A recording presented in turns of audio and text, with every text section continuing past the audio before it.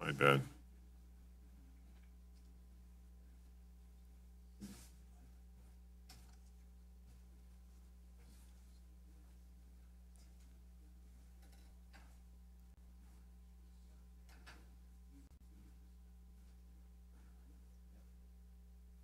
Okay.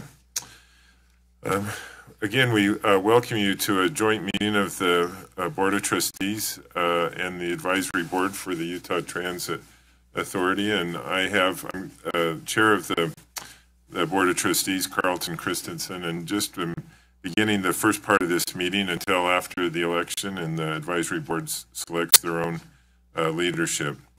Would acknowledge my colleagues Beth Holbrook and our soon-to-be colleague Kit Millington, who are there in the audience, and as well as certainly the advisory board members. And we anticipate a couple joining us shortly.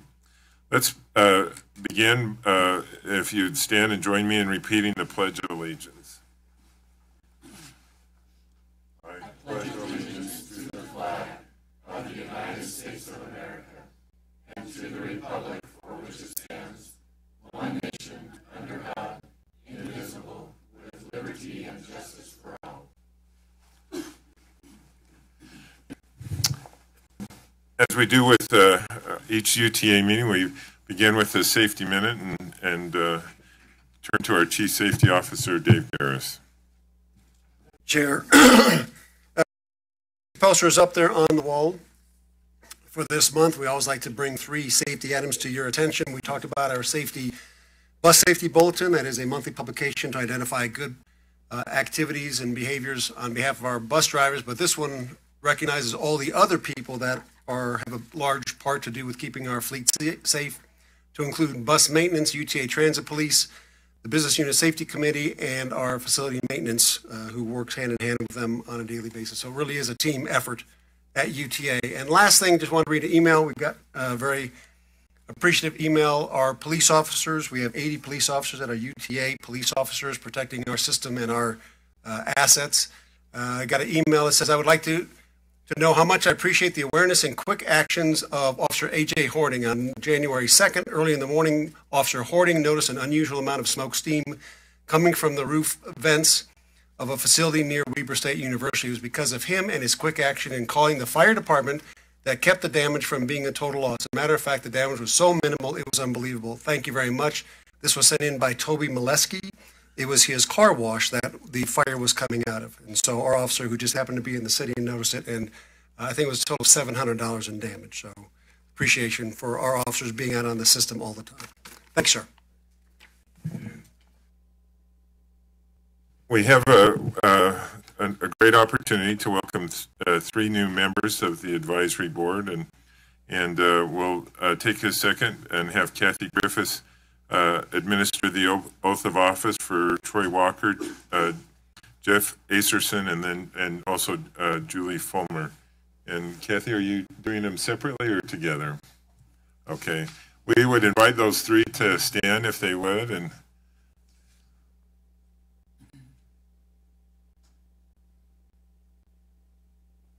please raise your right hand. I do solemnly swear that I will support, obey, and defend the Constitution of the United States and the Constitution of this state, and that I will discharge the duties of my office as advisory board member for the Utah Transit Authority with fidelity. Congratulations.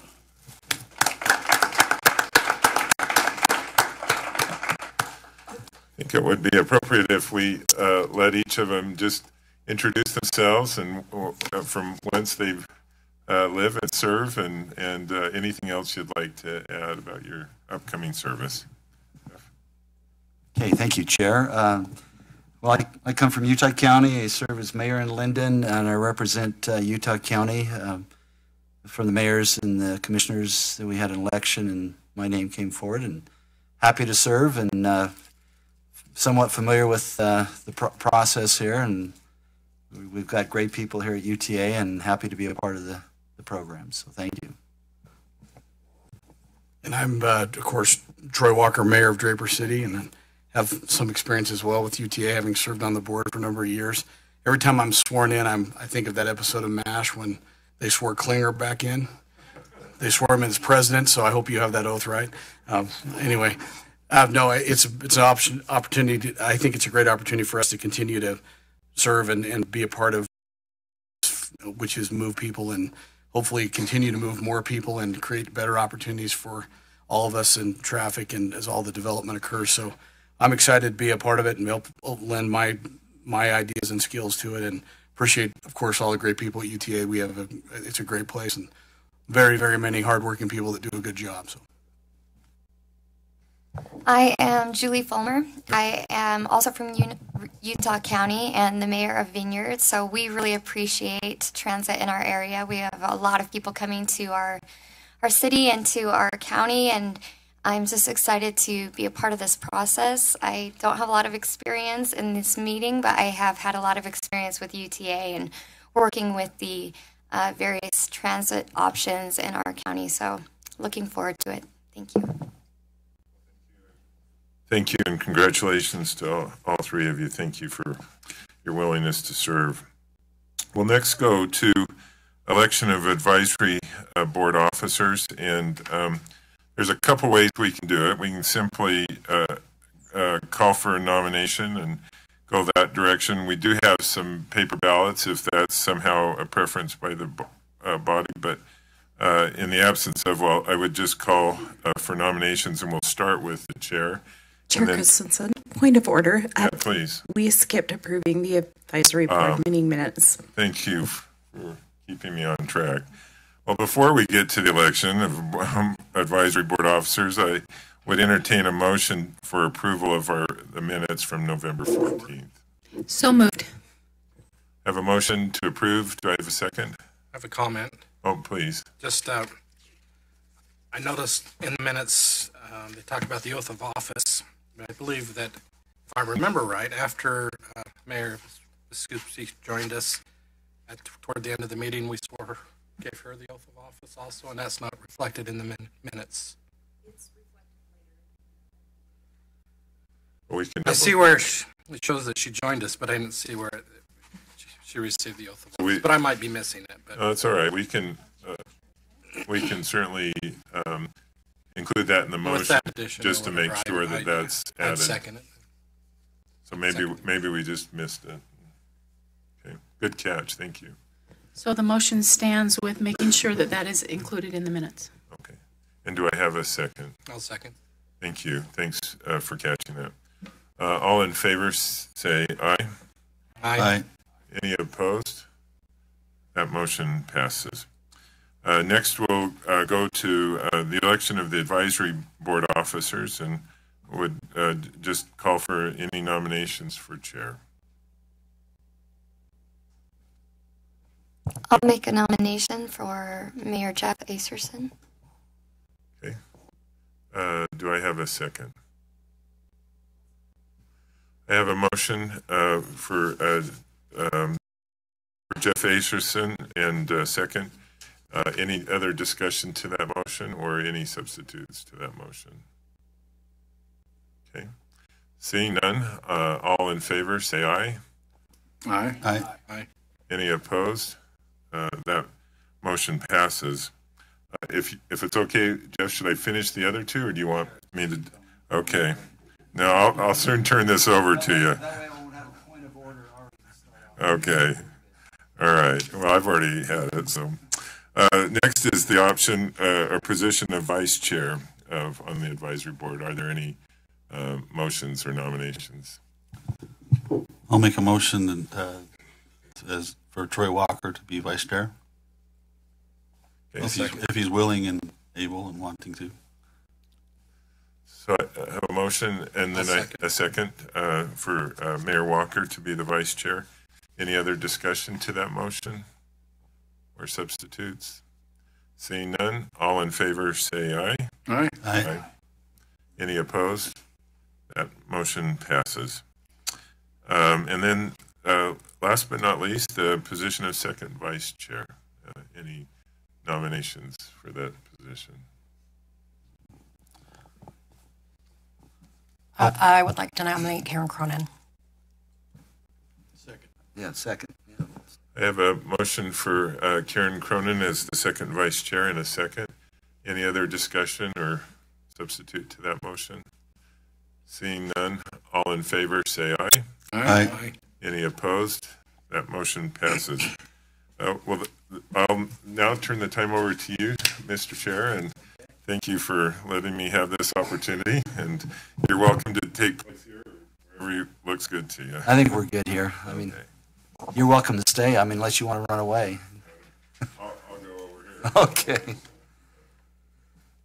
Okay. Bob, do you have public comment? I do. I have 2 cards, and this will get turned over to one of the vice presidents in the future meetings. So, Okay. just like a board chair, I'm here to just help facilitate for a little bit. First speaker is George Chapman.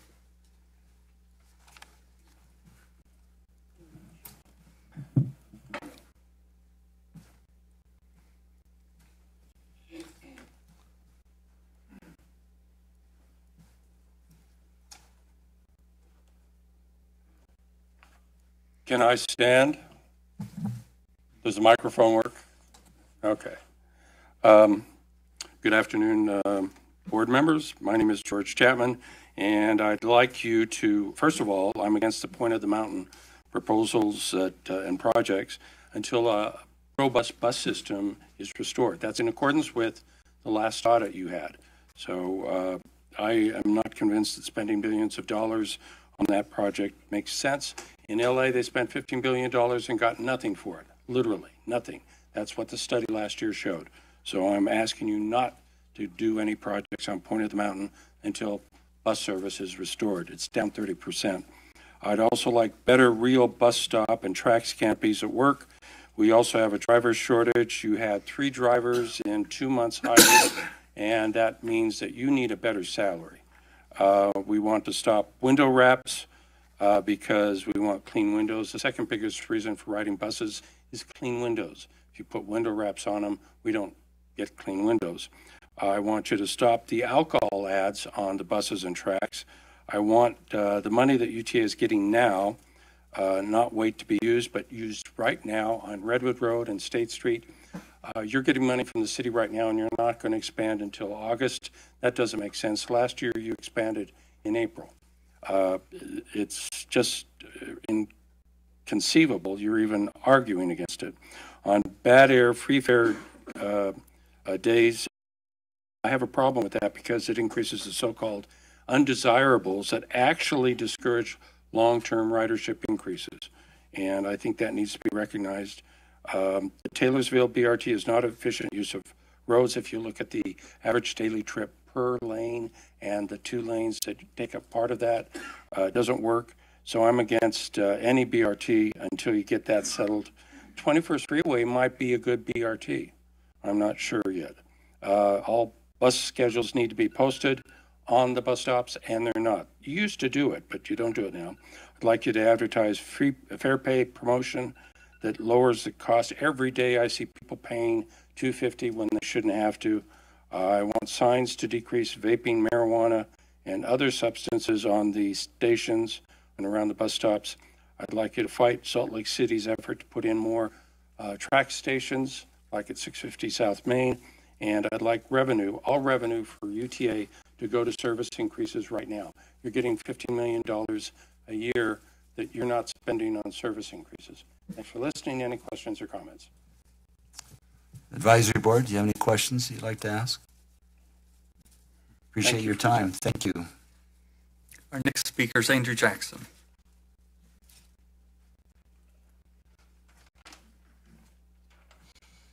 Good afternoon. I'm Andrew Jackson. I'm the Executive Director of Mountain Land Association of Governments down in Utah County.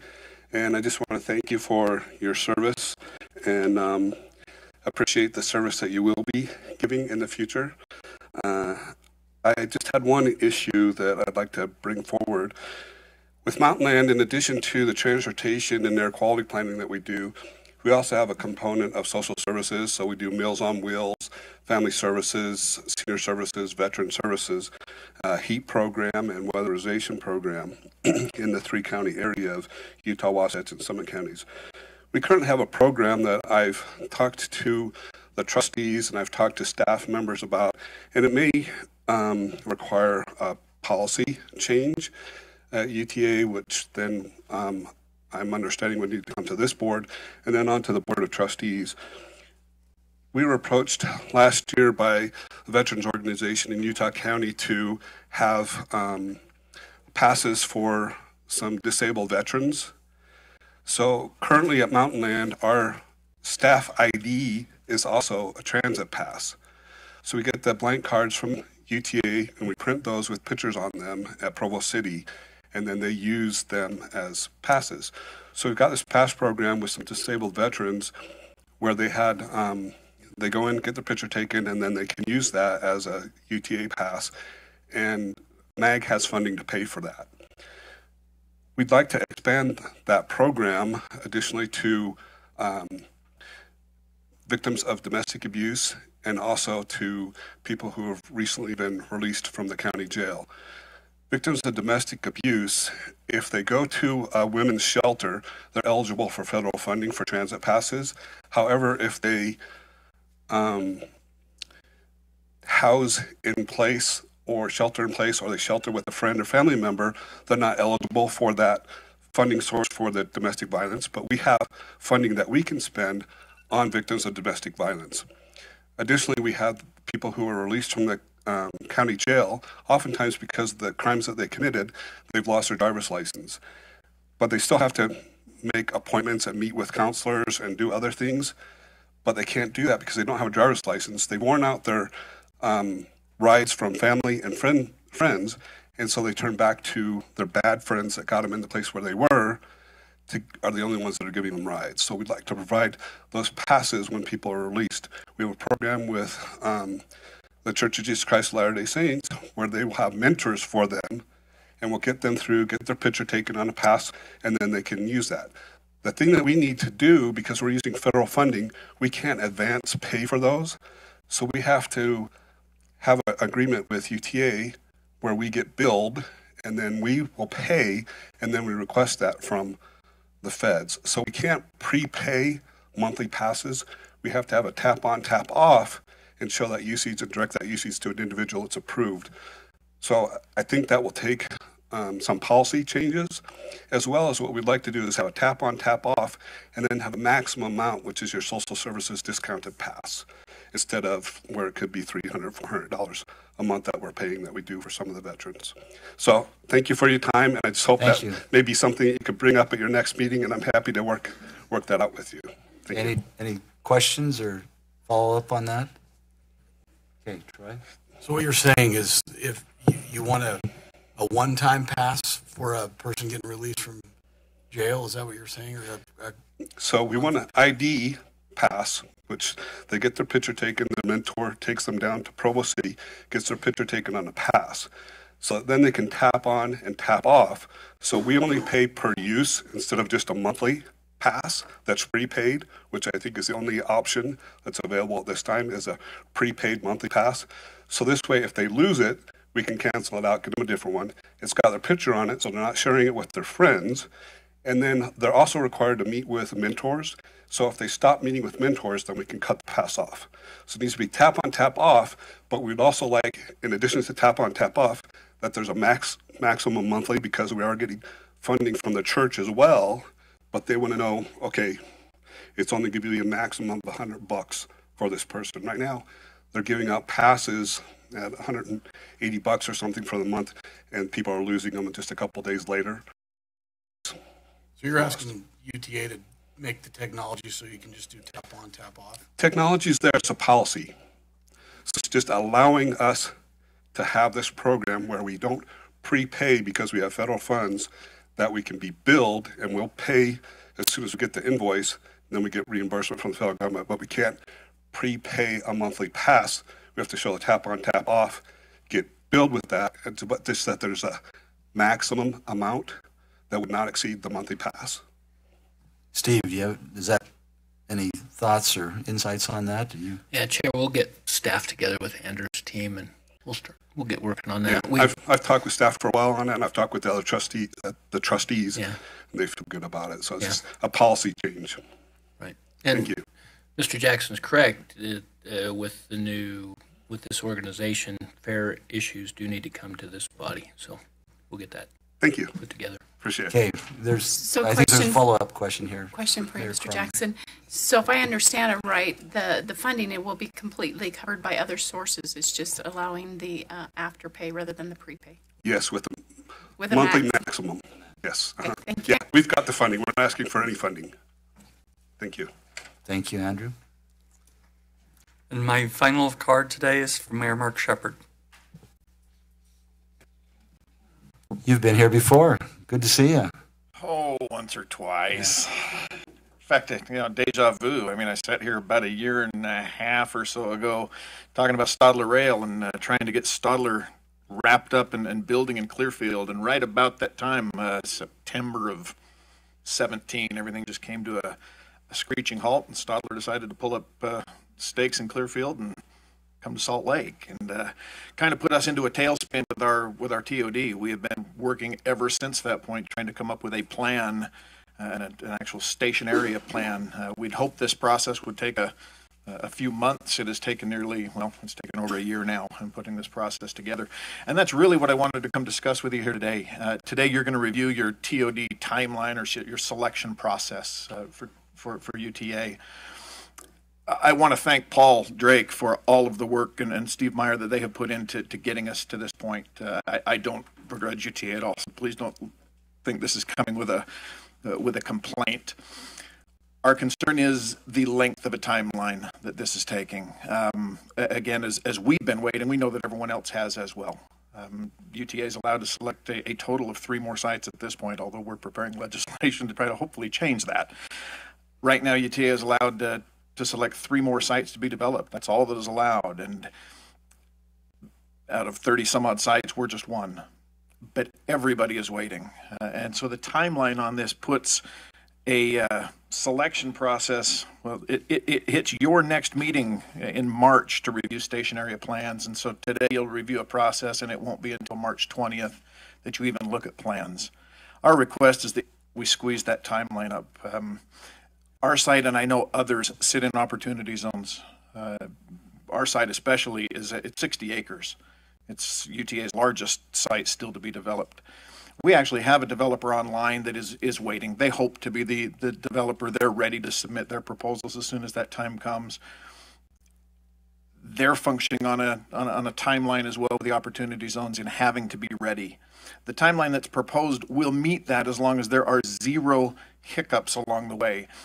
From a government standpoint, and having done this for a long time, that is likely impossible to move through a process and not have any hiccups at all. And so what we are asking is that timeline be condensed. If nothing else on that timeline, that the March meeting, whether it be electronically or in person, that this body meets together again in February and squeezes that timeline up by a month. That puts the final selection process in April versus May, which gives developers still that time frame to get going. We're in an economy that has been robust and booming for quite some time. Zions Bank in our last meeting with the realtors this last week explained again that we're coming to the end of that. And if we don't get shovels in the ground soon, we probably won't. We'll have developers finally start to backpedal because the risk becomes inherently greater. For that reason, we need to get these things moving quickly. And so we're asking for you to come to a decision today to maybe add 1 more meeting. The worst thing in the world would be to ask someone to hold 1 more meeting. So if you can do it electronically, that's great, but at least bump things up 30 days and put an approval process for UTA into April versus May. And that's our request for you. Thank you for doing what you're doing, because you're in a position that nobody wants right now. We were glad that Eric took it for us. So, and he was anxious to do it. So thanks. Appreciate you having me here today.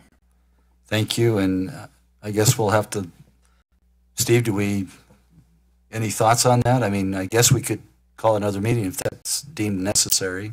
That's your prerogative. Yeah. Well, we'll hear more later in the meeting about the process and where we're at. and what we think the timeline is. Okay. We can look at it at that point. Any comments or questions?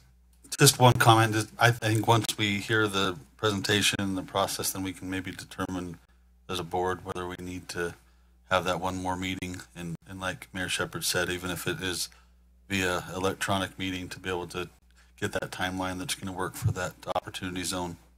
I think that's good. Appropriate. And you're happy to be here, right? He was kind of throw you. He said it. Not me.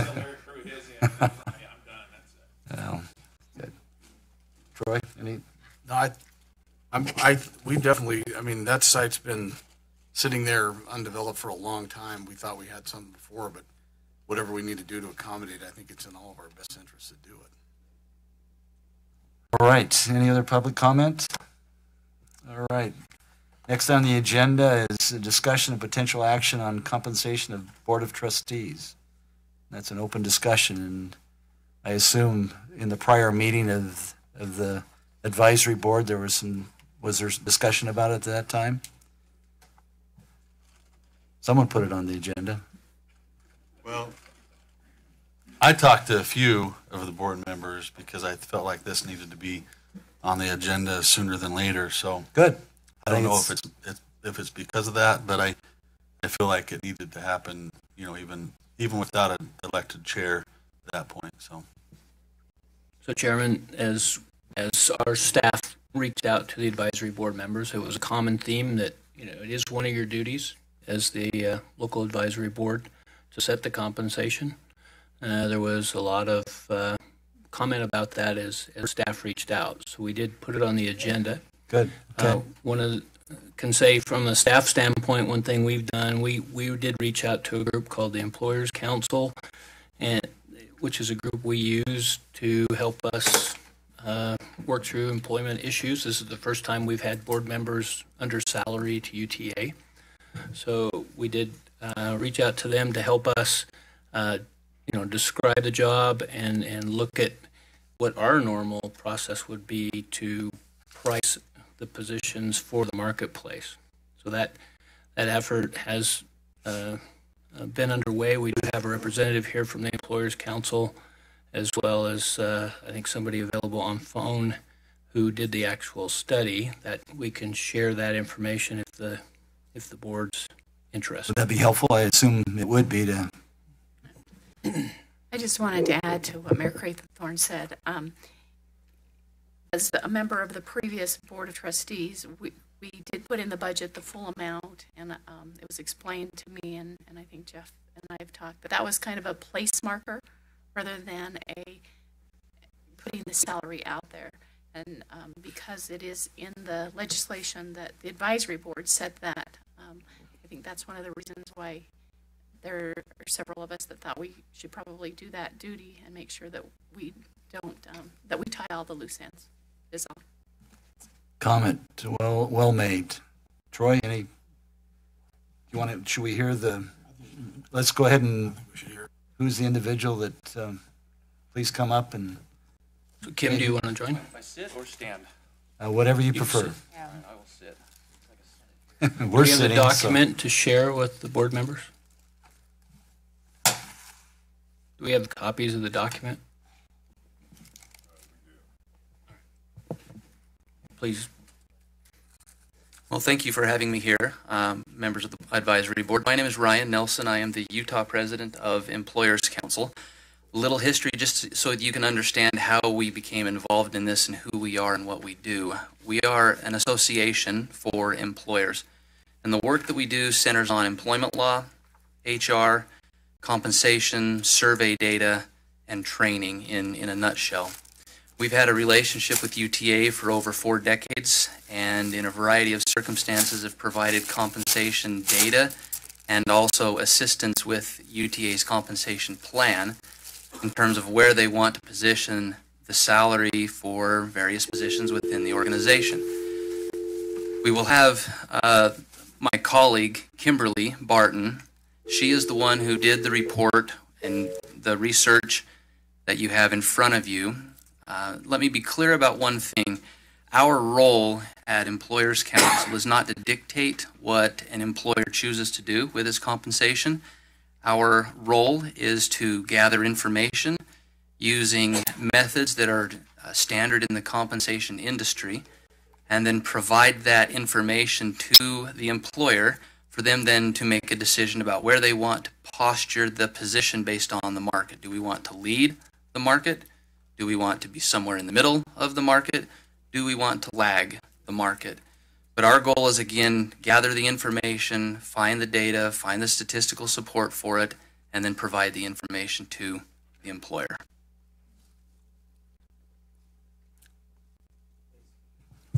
So, in the past, we saw stories about compensation for UTA employees that were not good. And it sounds like you were involved in some of the recommendations in the past. Is that correct?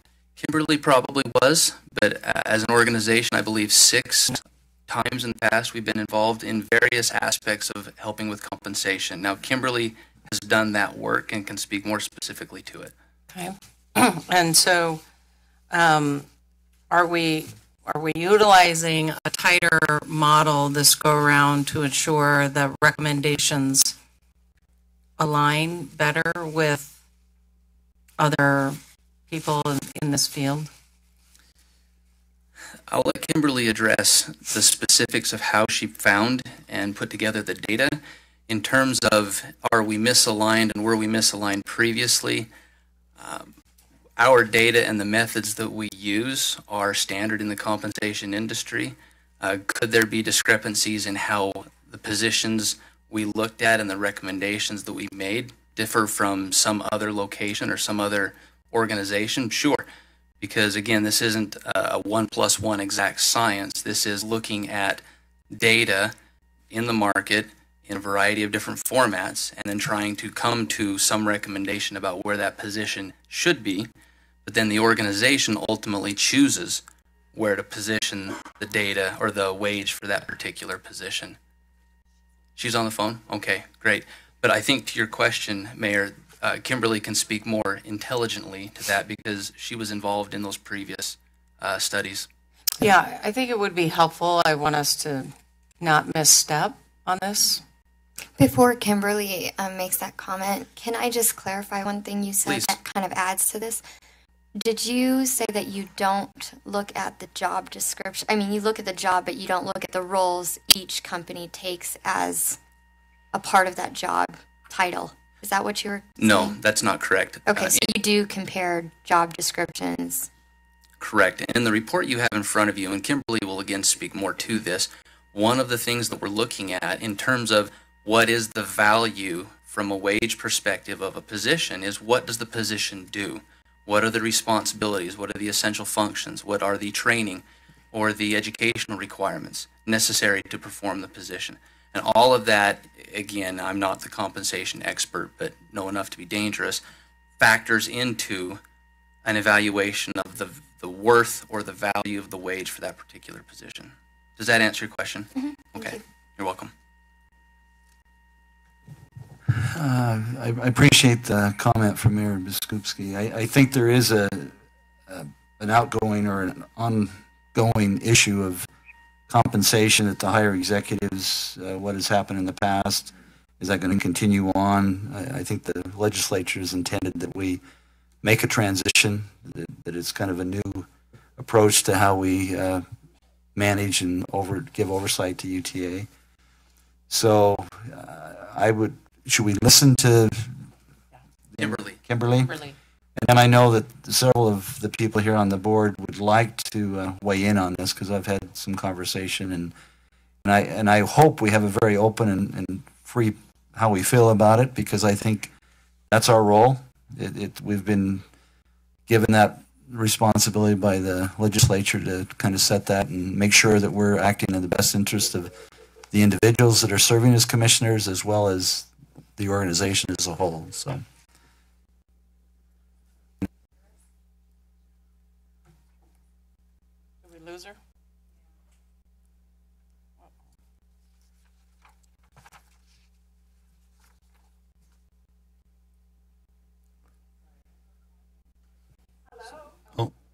That's a good sound. Kimberly. Yes, can you guys hear me? Yes, we can. Thank you. Great. Sorry, I've been talking, trying to help Brian out there with those great questions, and wasn't being able to be heard. So, okay, whenever you guys are ready, I'm happy to help and answer any questions that I can. What is your recommendations? What maybe you can lead out with that based upon the information that you've gathered and the analysis that you've done?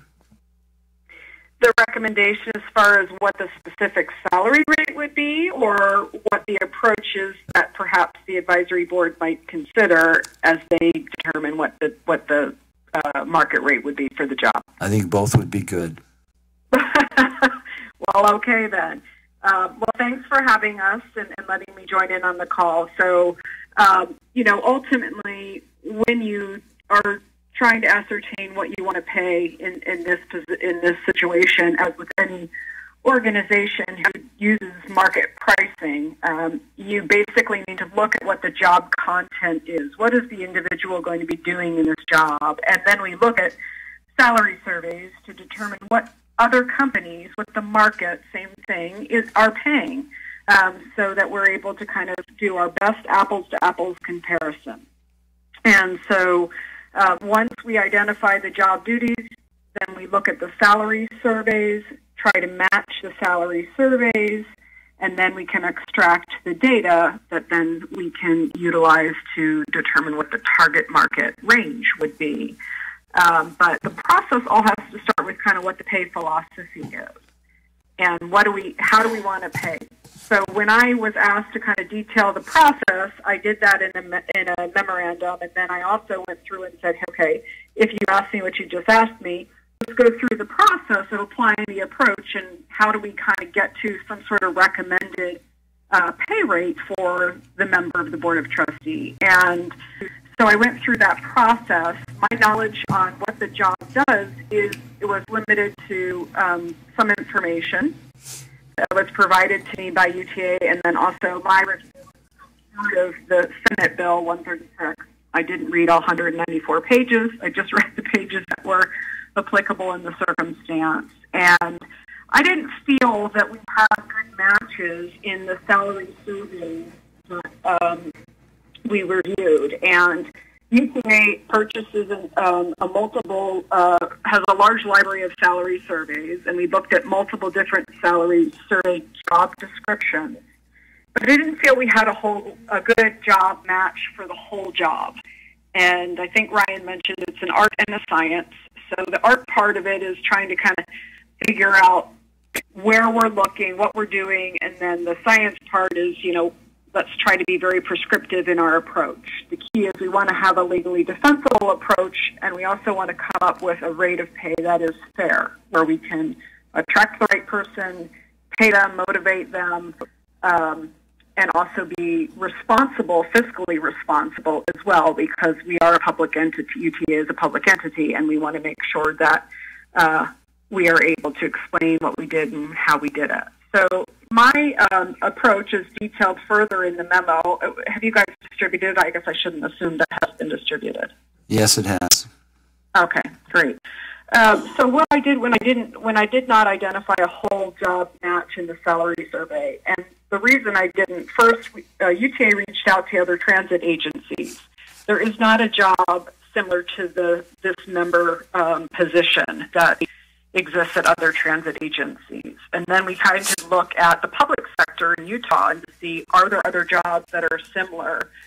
Unfortunately, we didn't have job descriptions for the commissioners or the council members, but felt like those jobs and perhaps even some of the mayoral positions could be potential matches.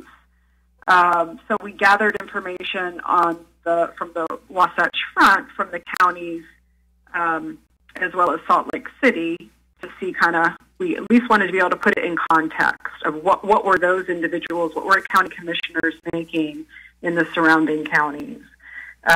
And we also then looked at the salary survey data. And so when I made a determination, I didn't like any of the matches. And like is just based on 10 years of doing this compensation work. This is what I do all the time. I identified that there were really three major components. And if you guys agreed with me that the job could be kind of broken down into three major functions or components, I saw it as a strategic planning and development role. That appears to be a large portion of what these individuals will be responsible to do. The second piece was an organizational oversight or leadership, so of the organization of UTA, and then the government relations and public relations component that I felt was a third component. So then what I did was look at the salary surveys and said, can I now find matches if I kind of break the role down into these three subsets? And so on page 3, that's what I've done in the report, is identify 3 survey matches, one for each of the components. And basically you read the job description for the salary survey job and say, does that job content match what I understand the job to be? And so if I was accurate in my understanding of the job, then these are good matches for that information. And then next step would be to extract the data from the salary survey. We know the job is in Salt Lake, and we know that our goal is to recruit from the Salt Lake market. I know these are appointed positions, but you're ultimately looking at your talent pool, which is how you determine what numbers you want to extract from the survey, what's the scope that you need to look at. We want to look at preferably transit agencies, not-for-profit, government, and then geographically, preferably in the Salt Lake, Utah market, because that's where the candidates are going to come from. So after I made the matches with the salary surveys, pulled the wage data down, each of those 3 components then was priced. So on page 4, you'll see the strategic planning and development based on that job match. The market rate is around $170,000. The organizational oversight and leadership position was priced around $209,000, and then the government relations, public relations component of the job was around $155,000. I made another assumption, and this would be something that the advisory board would need to make a determination on as well, is the individuals going to be doing spending equal amounts of their time in each of these kind of general component areas. So I equally weighted all 3 of them and said 33.33% is strategic planning, 33.33% is organizational oversight, leadership, and government relations. And then I just averaged the data to come up with the 178. So the 178 means, on average, this is what the market, what other companies in the Utah, in the government sector, and then we had to expand a little bit into the lower mountain states, which is where Utah falls in the one survey, in order to get the market data. And then you take the 178, and we don't just target one number, we try to say there's a range. So there's a range below that number and a range above that number, and our goal would be to set our job 15% below the market and 15% above the market is typically as a generally accepted compensation practice to say you're still paying at market if you're 15% below or 15% above. And so if you calculated that, it's about $155,000 up to $205,000. And then the final step that I did once I looked at that market data was then look at it in context with the data that's on page 5. And that was the data that was gathered. Actually, UTA gathered this data, and the sources are mentioned on the chart. I tried to see what our commissioners in Davis County, Utah County, Weber County, and Salt Lake County earning, and then also or council members, depending on what they may have in that county or city. And just tried to say, hey, in context, what does it look like, and what's kind of, what's the average pay that we're seeing. I didn't include that number or take an average of this data in my calculation because I did not have job descriptions for these individuals. They were not available. They're set by statute, and I didn't have those. So best practice is that you look at survey data where you have a salary survey description and you can actually compare the descriptions because we don't match by job title. So I'd have to assume those commissioners or council members are doing the same work that these member of the board would be doing. And I wasn't able to make that, I'm not in a position to make that. But so my general recommendation, along with his response, but hopefully thorough enough to understand the approach and the methodology there, is that the job would approximately be paid in the Salt Lake market 175 to 205, but also taking into account where the other immediate kind of maybe closer to the Wasatch Front positions in the public sector, if you could identify that those were indeed good matches, then maybe that number might come down a little bit. So it sounds like your analysis is already putting us out of the range that they set. So I would think they would have thought that through a little bit. So I imagine they did.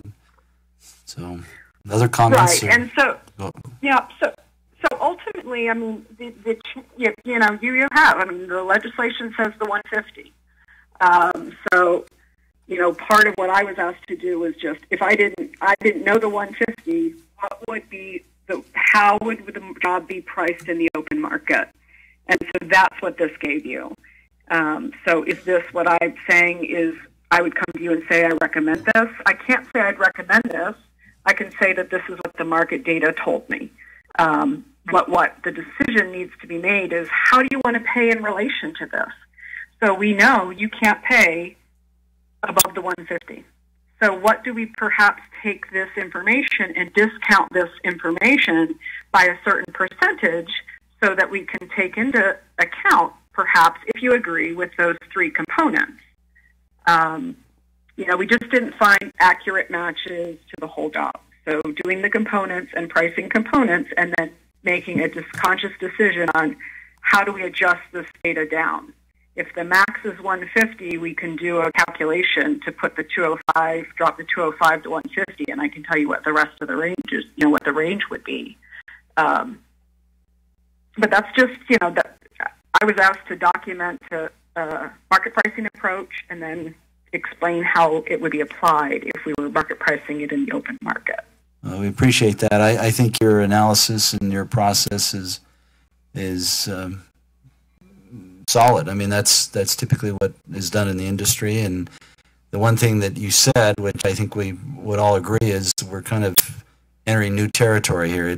We don't have great comparisons or exact comparisons. So I'll open it up for questions, or please. Mayor. So I'm looking at this pay data for Wasatch Front counties and Salt Lake City, and there was a great deal of effort put into this, and it shows Davis County, Utah County, Weber County, Salt Lake City, and Salt Lake County, and the average pay for those if the positions were full-time. And it's comparing commissioners or council members. And the average pay of those is $135. So why are we moving away from that? Because those jobs are technically very similar to what you are saying, which is strategic planning and development, organizational oversight and leadership, and government relations. Is that a question for her? That's a question for her. This is a question for me. I'm sorry. Okay, I was just listening to you. Yeah, so, very valid point and very valid question. I mean, ultimately, I personally was not in a position to determine whether your member board of trustee position for UTA has the similar scope of responsibilities and duties of the commissioners and the councilmen. We did that. UTA pulled that data in effort to try to put us. We really wanted to be able to express it in context, but we didn't just go out and pull private sector information that was not relevant to UTA, because that's not the world we're working in. But from a compensation standpoint, one of the requirements when you market price is to look at job descriptions, and I don't have that information. So I didn't include it in my analysis. but it was something that I would consider, and that's why we pulled the data into the report for you. It is a reference. Whether you say, that's what you want to go with, that's really ultimately your decision. But as a comp person, I didn't use it because I felt I would be remiss in my, as far as what's standard and acceptable as far as looking at the survey job description. So if we had descriptions for those, then we could really say, are we comparing apples to apples? Is the scope of the work the same? Is the depth, the breadth, revenue size? And so that's why we try to throw some numbers on the chart that hopefully were meaningful because, as you look at UTA's size versus the size of the demographics of the counties, some of those counties are substantially smaller than what UTA is. And so are those discerning factors such that you'd say, hey, that isn't really a good comparison. Maybe we should be closer in line with Salt Lake City, perhaps, just on a demographic standpoint. And, those are decisions that ultimately you guys would determine. But if you said Salt Lake City was the better comparator, then one from a compensation standpoint could say, okay, if we have a full-time person doing that position, it's roughly $143,000. Now that's one data point, and we like to try to get a couple different data points to validate that information, but that's at least a resource for you, some sort of reference for you. So yeah. Thank you. I think that's helpful. Do you want to? Yeah, I was saying that the average of all of these is 135. The other piece to this are the benefits, and they're pretty good benefits, I would say. And I think that also needs to be taken into consideration as well. And how do those benefits compare to the jobs you looked at? And I wasn't asked to do an analysis of the benefits that are provided, but you are absolutely correct. When you make a compensation decision, this report focuses just really on base pay. But you do make a larger decision, which is what's the total rewards? What is the value that the employee will get from working for the organization, and what are we paying in relation to what they're providing? And benefits have to be included. So, I don't know with the state, with the pension plan, there's a vesting schedule, and I don't know based on, I think the terms of the member is 3 years. I'm not sure if that meets the vesting. So they may or may not be participating in that benefit. There's certain things I just didn't know, quite honestly. But certainly something to consider as you're looking at in context. And perhaps if the benefits are not as lucrative as those offered at some of the other counties, then sometimes in general world, in the general industry, we'd probably say, well, then maybe we pay a little bit higher in compensation because they aren't getting, a vested pension plan or something like that. I don't know if all of that is valid, but at least that would be my thought process. So is the defined benefit and defined contribution match the same as all UTA employees as it suggests on here, on your document? I think we have someone, you prepared to answer that? Yeah. Thank you. Hi, I'm Kim Uliberry. I'm the Chief People Officer here. They do have the same plan as all employees.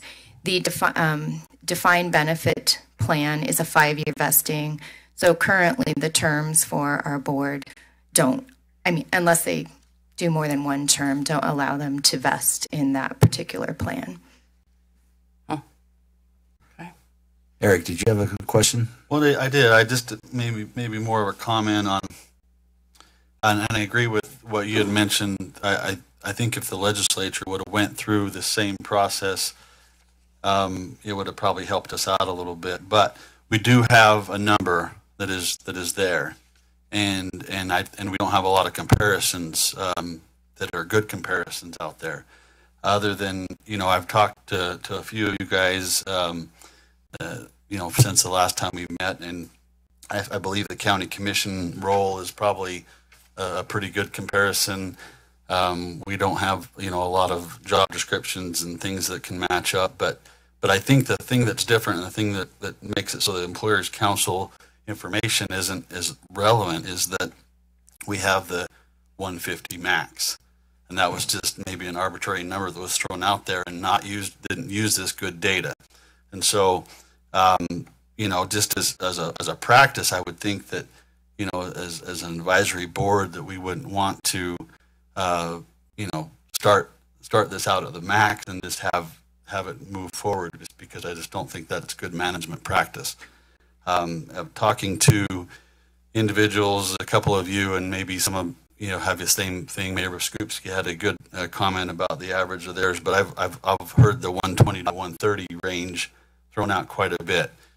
And so, not discounting the data, I think we have to use the little bit that we have. This is going to be more of the art part than the science part to be able to come up with that number. And I believe it's going to be in that 120 to 130 range. Okay. Question. When we look at this, are we looking at the total, Mayor Skupski's point, you've got $30,966 in benefits and then $27,450 in retirement benefits. Are we talking total compensation is $150, including that? Steve, what's your understanding of that? No, the legislation's clear that it's that's the base salary, that's the base pay plus standard compensation. Okay. Well, my 2 cents is this. The legislature set it at 150. I don't think we should pay 150 at it simply because there's nowhere to go. There's no opportunity to even pay for good performance or anything like that as far as what it is. I think if you look at these counties, I think it is most like a county commission more than it is anything else. Davis County's generous in your pay, I see. I mean, I think that my personal view is I'll tell them that. Go ahead. My personal view is that you said it at the Davis County. If you took the 119 from Utah County, which if you looked at the number of employees they're looking at, and then Salt Lake City, and that's the second. Well, I guess you could look at Weber, but I think if you went at 129, the same rate as Davis County plus the benefits, it does give some room and some option for performance, future growth in it. I think if you average the 119 in Salt Lake City, you'd end up with about 130, 131 is what I came up with. So I think somewhere in there is where I'd be comfortable voting. Yeah, just a question. I'm trying to reconcile what EC put together with what UTA put together. And I know this question is for EC, is the 155 to 209 or whatever you mentioned.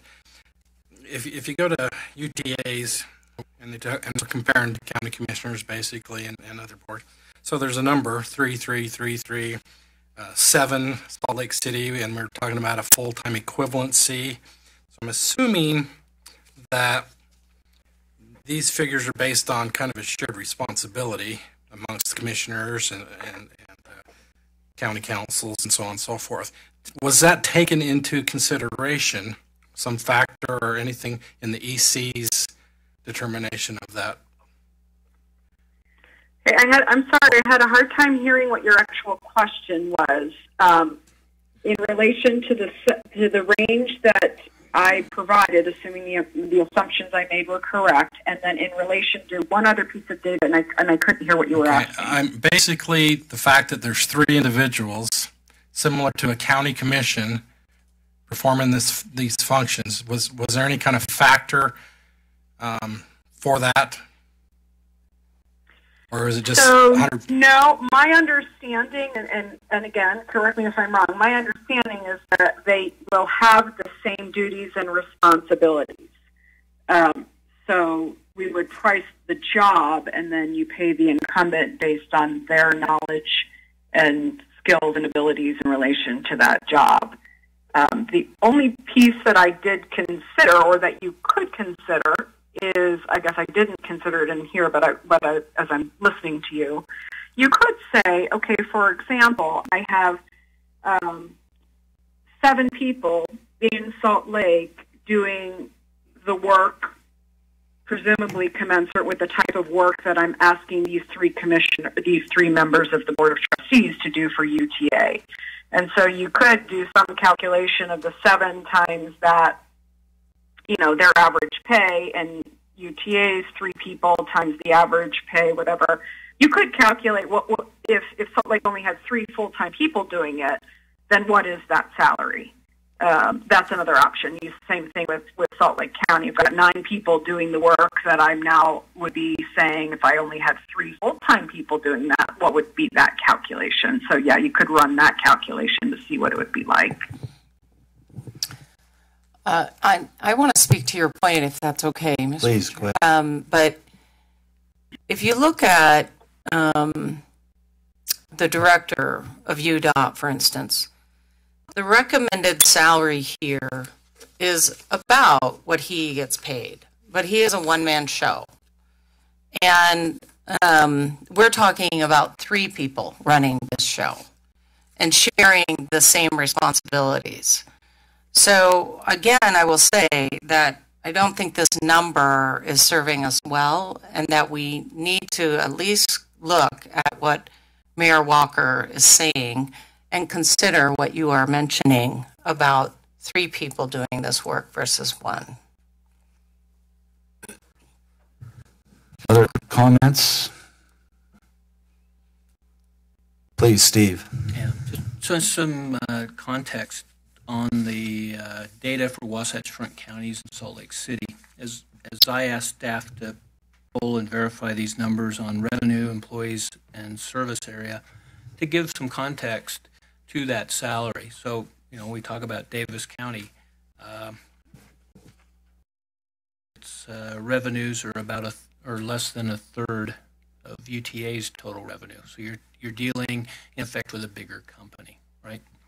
You've got 2.5 times the number of employees that you're dealing with. So 2,600 employees versus 948. And the service area, 1,400 square mile service area versus 634. So you can see the differences there.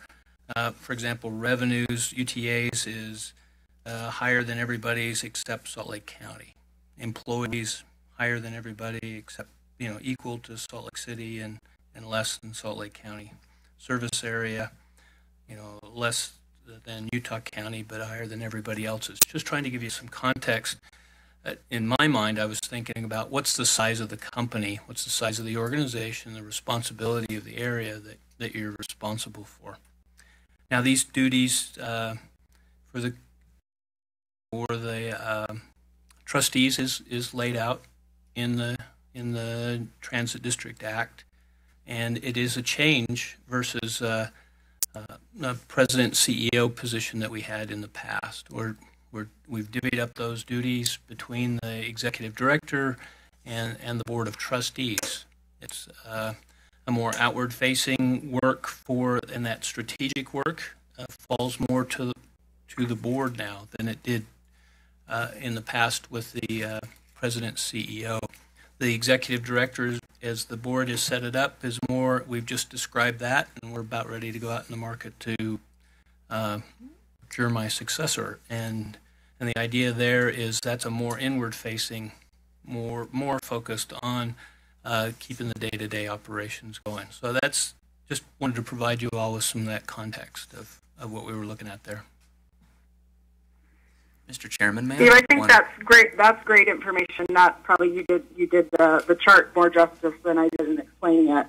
And the one thing I would say, unfortunately, since I'm not in the room, and I apologize for not being able to be there, but one of you asked me the question about, well, we have 3 people doing this job. And I guess I would reflect on kind of the role that you all have, and this is very typical when you have multiple incumbents. But as you think of yourselves in an advisory board capacity, you each have your own duties and responsibilities in that role, and you're doing the same job as presumably the person sitting next to you in that same role.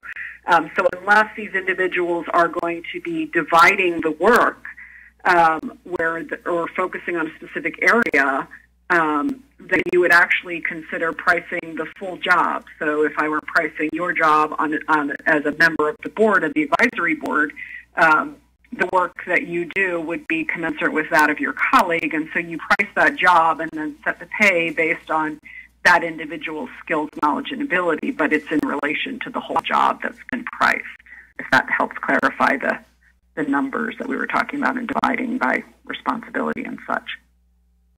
Did you have a comment you want Just to make? very briefly, and it's to Mayor Biskupski's point about is this recommendation is it a recommendation? Are these recommended numbers? And to be clear, no, this is not a recommendation that we say this is what UTA must pay. This is akin, if you will, to grabbing data, looking at it, and saying, here's what the market says based on certain assumptions that Kimberly's outlined in the report.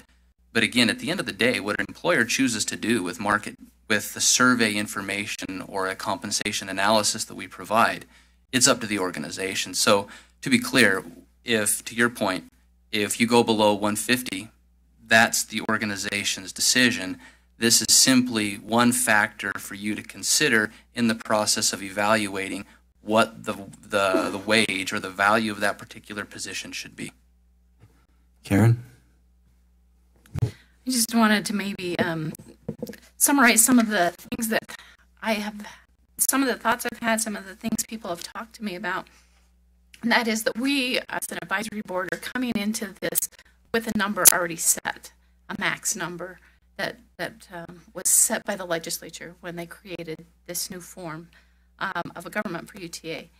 And when I sat on the previous trustee board, we advocated for trying to get the salary set or get the components so that you didn't have people coming into the job before the advisory board could set the salary. It was kind of a backwards system, and we knew that. And so I apologize to the individuals who are in those positions, and this is in no way reflecting them. It's just coming back to the point that each one of us represents certain areas and represent a constituency. And I've had several people call me and make mention, as Mayor Craythorne mentioned, that it's not usually wise to set somebody's salary coming brand new into a job at the max amount. And so there are those concerns out there from the constituency, other county people and our voting public. So I just wanted to go on the record saying I know it's an uncomfortable conversation, and I sincerely apologize to the individuals who are already there. Could hopefully understand that this was the way the legislature set it up, and we're just trying to figure out how to best determine that number. Go ahead, Mayor. I also feel that in the data collection that you had, you said you were not able to compare some of the analysis with compensation, and I believe there was some of the numbers in Utah, but I feel like I am in agreement with everything everybody else has said. It's $22,000 less. It's still $190,000-ish, and I think that's good compensation for what we're setting out to do. Yeah. Okay, Eric. Well, I mean, I think seems like everybody's a little bit right around that same area. So are we ready for a motion to? Well, I'm ready anytime anyone's ready to make a motion. And I don't know if we just take what Mayor Walker had mentioned as the average. I think he said 129. Is that something that if I'd make a motion that we? Well, I make a motion then that we go with Mayor Walker's recommendation based on the information and as close as we can. And like I said, this is not dealing a lot with statistical data. It's just something that we're tasked with a max of 150. And so I'll make that motion at 129. I'll second it. You have a motion and a second. More discussion? Call for the vote. It's not a roll call, right? It's just an acclamation? Can we do a roll call? That'll be safe, probably. Is that appropriate? Can we do that? Okay, let's go ahead and call by roll. Trustee Fulmer. Yay. Trustee Walker. Yes. Trustee Acerson. Yes. Trustee Craythorne. Yes. Trustee Biskupski. Yes. Trustee Cronin. Yes. Trustee Hall. Here. Or Trustee Hale, I apologize. Oh, sorry. Aye. And Trustee Call. Yes. Okay, that was unanimous. Healthy discussion. I'm looking at the commissioners. You're all still in the room, I hope. So we appreciate what you're doing. And, I just want to say, my practice has always been you try to get the best talent you can, and you want to pay them what they deserve. And I think starting off in this new position, it's wise and prudent that we kind of it's nice to kind of give some room for them to grow and to be able to express appreciation for their efforts. And I just want to applaud the advisory board for the discussion and your insight, and hopefully we'll go forward with a very positive response to this. So thank you. Thank you for all your research. Mr. Chair? Yes, please. Before we leave this, I just wondered if there's a process, and is this going to be reviewed yearly? Is this, where do we go forward from this? What does the legislation say? Is it an annual review? It's not, I don't believe it's not clear. Yeah. Yeah. Do you? Maybe that's something we can bring up. I know that they're going to be looking through that and fine-tuning some things and trying to bring more clarity to the bill. So good comment. Just one more comment before we move on. I believe, and I don't know if this is going to be something that would be our role necessarily, but the defined benefit with a 5-year vesting and how this relates to the trustees because of the current terms of 2, 3, and 4 years. And it was mentioned before it would have to, have somebody that would go on to a second term before that would happen. I don't know. That probably didn't take into account the new form of government that they're under, and so maybe we look at that. I don't know if it would be our role to do that, but that's a policy obviously that is in place that might need to be looked at. I think that's a fair question to ask and get clarified, Mayor. Yeah, I would think that someone would be vested after finishing one term.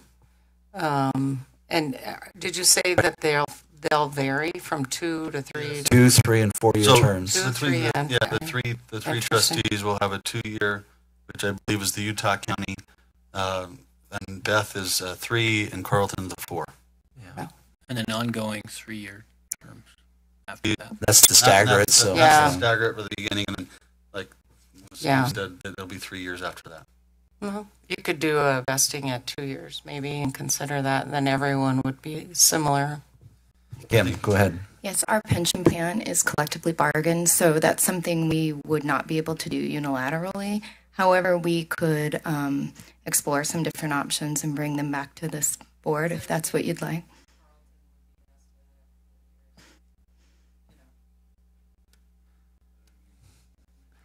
That'd be great. If you can do that for us, Kim, and get back with us, that'd be great. Yes, we'll do that. I think that's a great suggestion, so hopefully there's some good options. Okay, we'll look at those. Okay, any more discussion before we move on from the trust? Okay. Item number 7, let's see. Steve, you're next on the Service Capital Development and Transit Oriented Development Plan process. Thank you, Chair. We're bringing to you today for consultation with the board, with the advisory board, these 3 areas of a plan development process. So we have our service planning. You have authority and approval responsibility over in these 3 areas. So we've been developing a process internally to address these areas and show in the process where the advisory board, where the board of trustees weigh in and have approval authority or review authority at these different levels. So today we're going to talk to you about transit-oriented development, capital projects, service planning, and show you these processes as we go through. We've got our directors in each area to lead the discussion on these. And I think it's important for you to see these and understand those and understand what we're proposing, where advisory board would weigh in on these processes. We're trying to get to a point where you have good information about the projects or the program, and there's a valuable point for this advisory board to weigh in, but we're not getting too far down the path where we've spent a lot of resources and time and effort that makes a go, no-go seem not reasonable at that point in time. So again, we'll start off today with Paul Drake, who's our Senior Manager of Real Estate and TOD, talking about our policy and process for transit-oriented development. Paul? Welcome, Paul. Thank you, Steve, trustees, Mr. Chair. As Steve said, I'm Paul Drake. I'm the Senior Manager of Real Estate and Transit-Oriented Development. Thank you for your time today. Here to talk about some changes to the strategic plan and policy for our transit-oriented development program. As you may know, in March of last year, the UTA Board of Trustees passed a comprehensive strategic plan and a new policy for the transit-oriented development program. This was the last of a series of reforms that the board passed at the time, making our decision-making process a little more inclusive and transparent. Also last year, the state legislature, as you know, passed some changes to our enabling legislation, and that necessitated some changes to that board strategic plan and policy, and those are what I'm bringing to the local advisory board for your input today. Many of you understand already what transit-oriented development is, or TOD, but for those who are not familiar, TOD is compact, high-intensity development. It's a pattern of land use that's centered around public transit hub. These developments are designed to be easily navigable by several forms of transportation, including walking, biking, public transit, and automobile. If executed successfully, TODs offer a sense of place and create key economic development nodes that act as origins and destinations within our communities. It's clear that UTA needs to play a role in implementing TOD in the Wasatch Front. We offer our expertise in transit to the regional and local planning efforts. When UTA has an interest in the development, there's more than just the bottom line at stake. UTA advocates for regional priorities and helps the city implement its plan. And also, UTA advocates for those plans, and all while supporting its goals of increasing transit ridership and reinvesting in our transit system. Also, if done successfully, TODs can catalyze transit supportive development throughout the whole entire station area, consistent with the regional growth vision. As more projects become viable, that helps the private development community, advocates those merits to the communities, lenders, and investors. Over the last decade, TOD has been a major initiative throughout the Wasatch Front. As our population grows, we need to plan how our cities will absorb the households, the jobs, and the activities while maintaining our high quality of life. Poor planning will lead to increased traffic congestion, further degrade our air quality, and reduce our quality of living. So such would make it difficult for Utah to compete for high quality employers and those employees with the high skills that those employers need. To that end, our community leaders have created the Wasatch Choice for 2040 plan, which subscribes to the 3% strategy. That is that a third of the future growth will be concentrated on only 3% of our developable land. In 2010, the FTA started their joint development program. This is how UTA started our program. The FTA allowed UTA and all similar agencies to use federally funded properties to encourage joint development around the stations. Also in 2010, the Utah State Legislature changed our enabling legislation to allow us to joint venture in TOD projects. Initially, it was 5 projects, and it has since been increased to 8.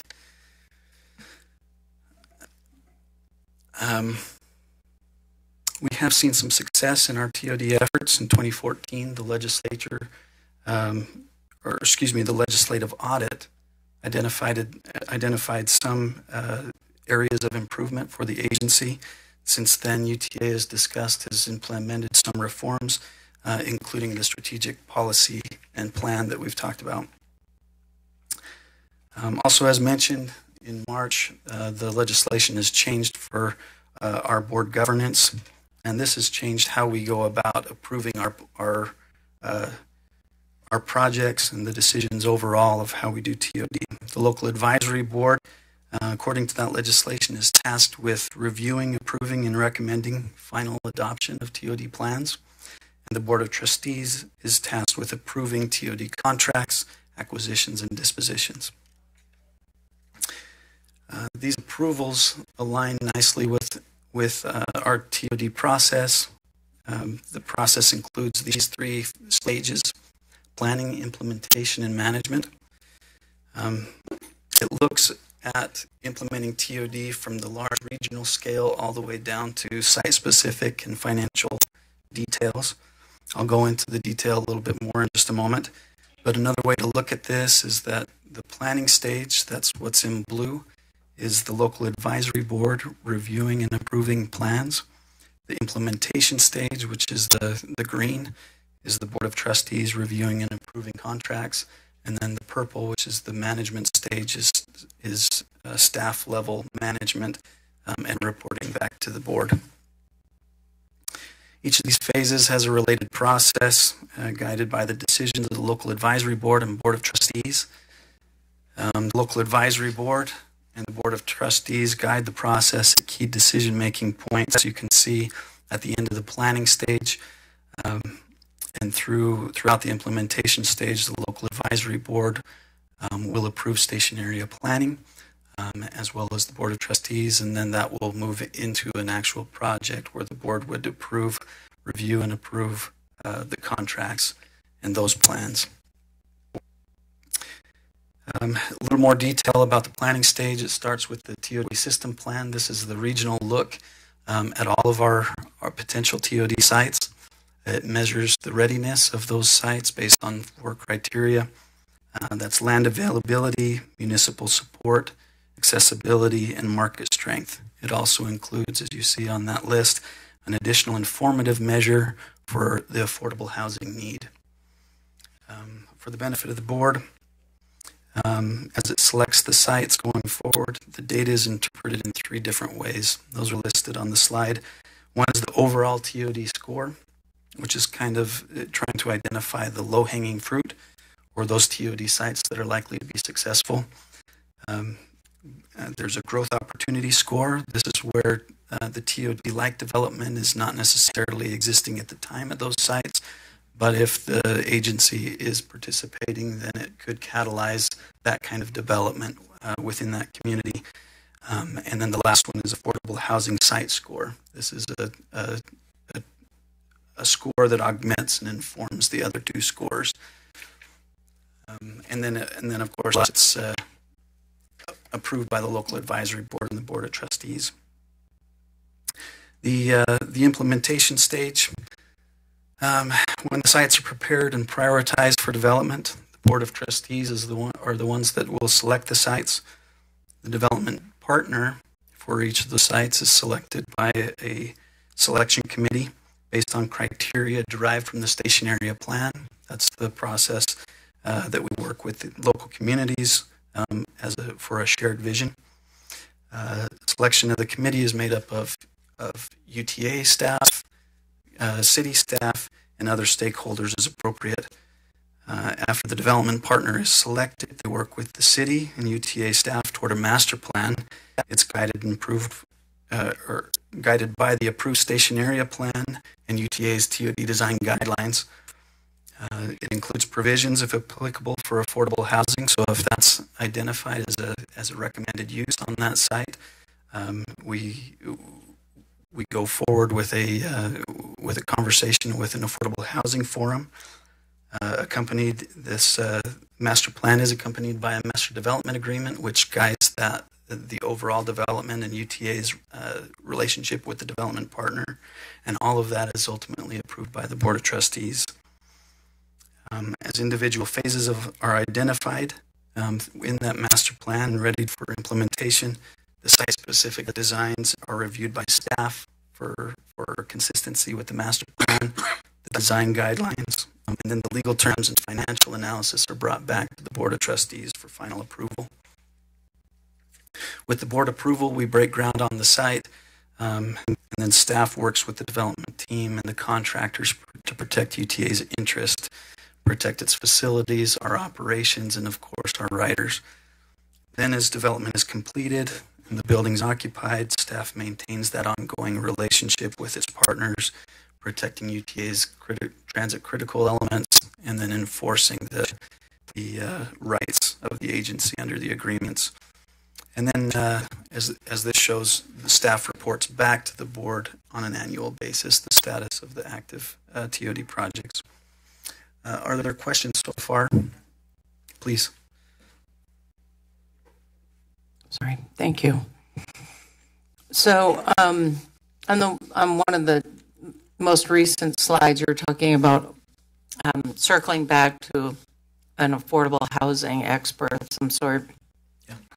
Are we not going to require some sort of affordability to be in the projects that are TOD? Not all TODs are going to end up with residential, but the ones that do during the station area planning phase. So again, we're working with the cities, trying to synthesize all plans, including the affordable housing master plan of the city. Into that plan, if it is identified that on UTA sites residential is an appropriate use, then it is required in the policy that the developer and UTA, the whole development team, go to an affordable housing forum. These are individuals that were convened to help us with this policy, and they have agreed to I guess inform our process if the residential is identified, that they would give their input on how to implement it.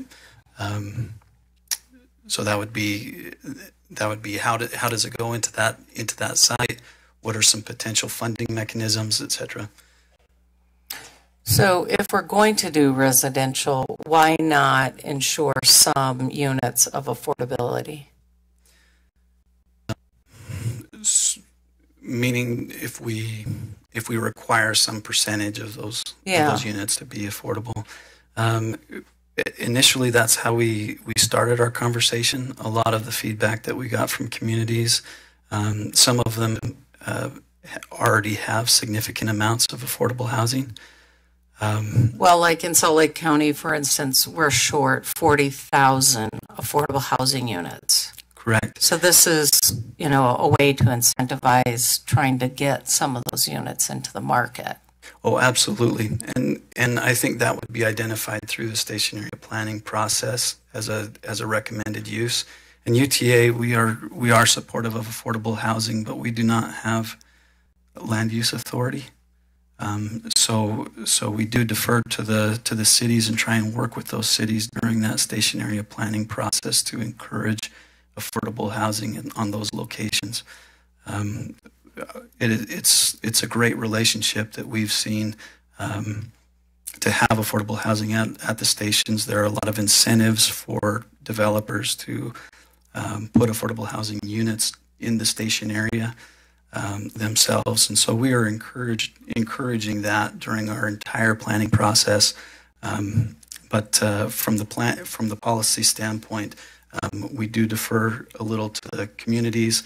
But then again, if there's any residential identified on the site, we go an extra step and have the extra conversation with that affordable housing focus group. Yeah, it seems like it could be stronger, but I'm following you. Understood. Aaron, go ahead. Just following up, you said that there was an affordable housing site score. Would that score be higher if there were more units that were deemed affordable housing and met the intent? We've been working with our regional partners, particularly WFRC has done quite a bit of work on identifying their access to opportunity studies. And a lot of the criteria that are going into that study are being included in this affordable housing need score. What we would like to do is encourage residential and particularly affordable housing around the areas that have already existing amenities that are accessible by either transit or walking or biking. So these amenities, of course, would be, grocery or job opportunities or educational opportunities. Anyway, so that's what's going into that score. If a station is in an area where there are a significant amount of amenities in there, we would highly encourage residential if possible, and affordable housing would be a component of that. It seems like for the advisory board to be in that initial stages of the planning of TODs, maybe that's where we can have some emphasis or try to have some emphasis on affordable housing to ensure that that discussion does take place and it's thought through well. So, absolutely. Can I have one more thing on your policy, the approval and implementation of the authority's TOD projects? Is there language that could be added here regarding zoning and actual feasibility, like financial feasibility? Could those be included in this section here? They are actually included in the, both of those are looked at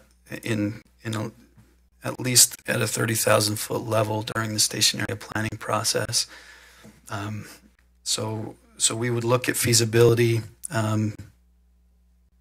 as best as we can at that level during the station area plan. We have in our requirements for those plans that there's a consultant that looks at what would the cost be of that kind of development, what would the value of that kind of development be, to make sure that we're not creating a plan that the development community cannot implement, if that makes sense.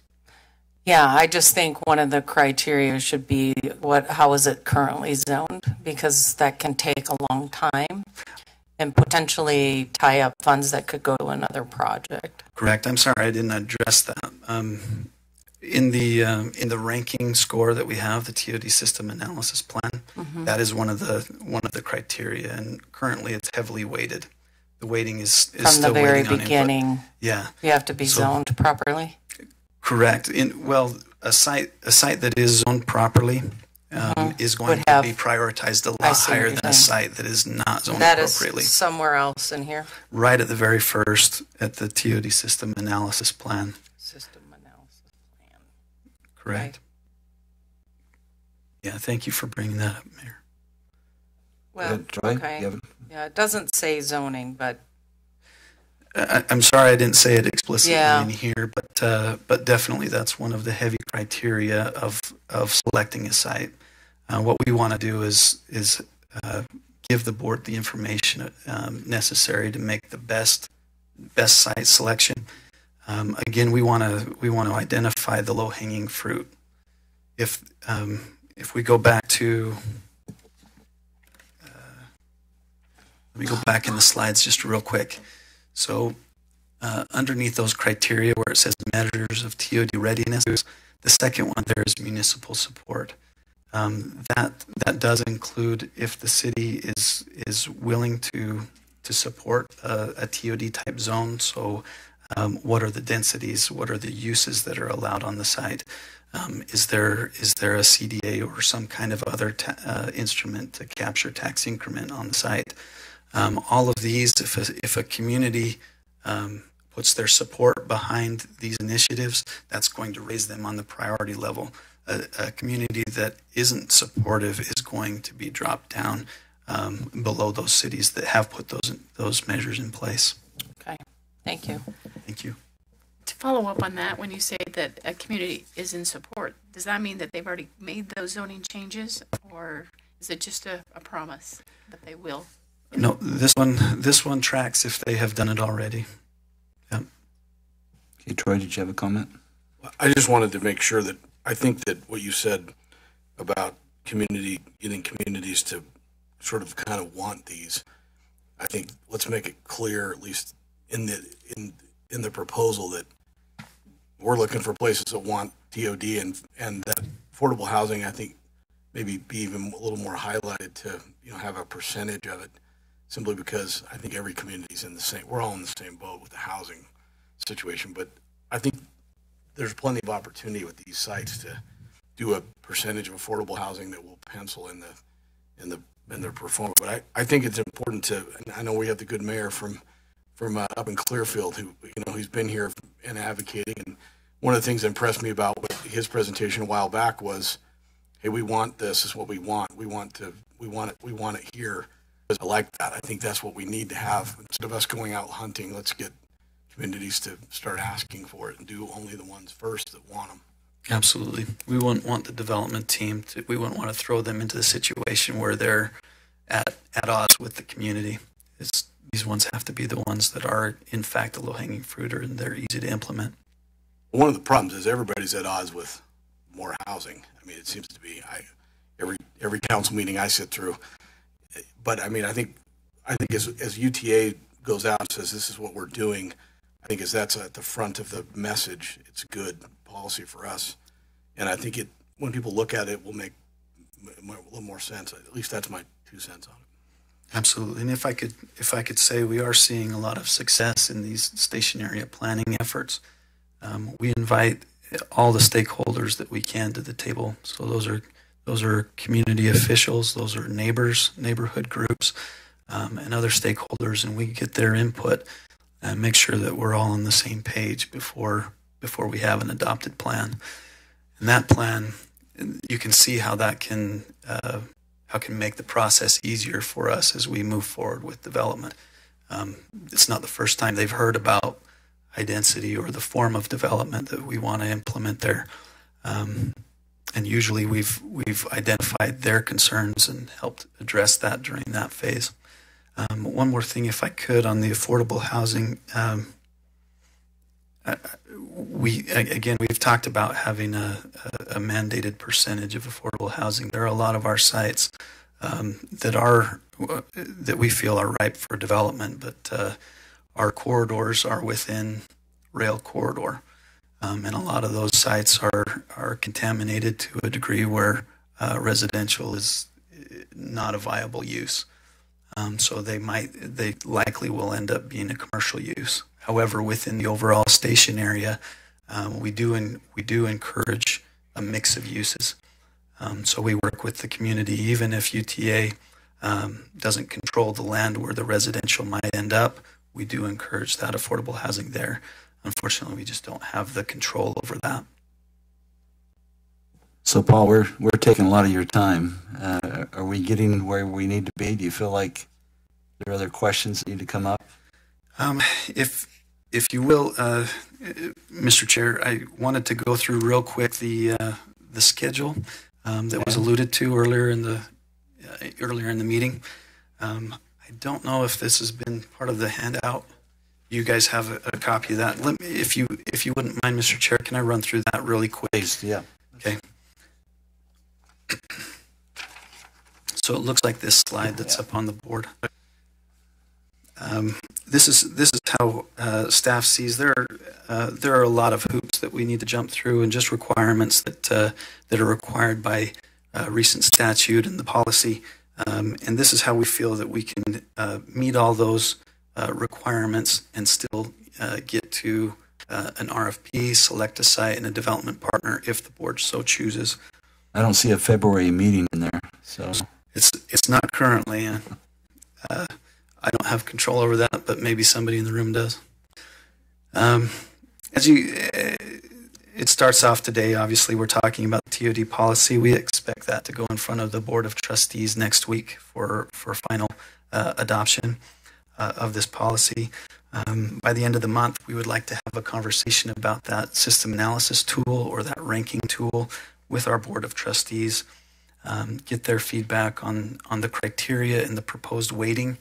The stakeholder committee or the steering committee has a proposed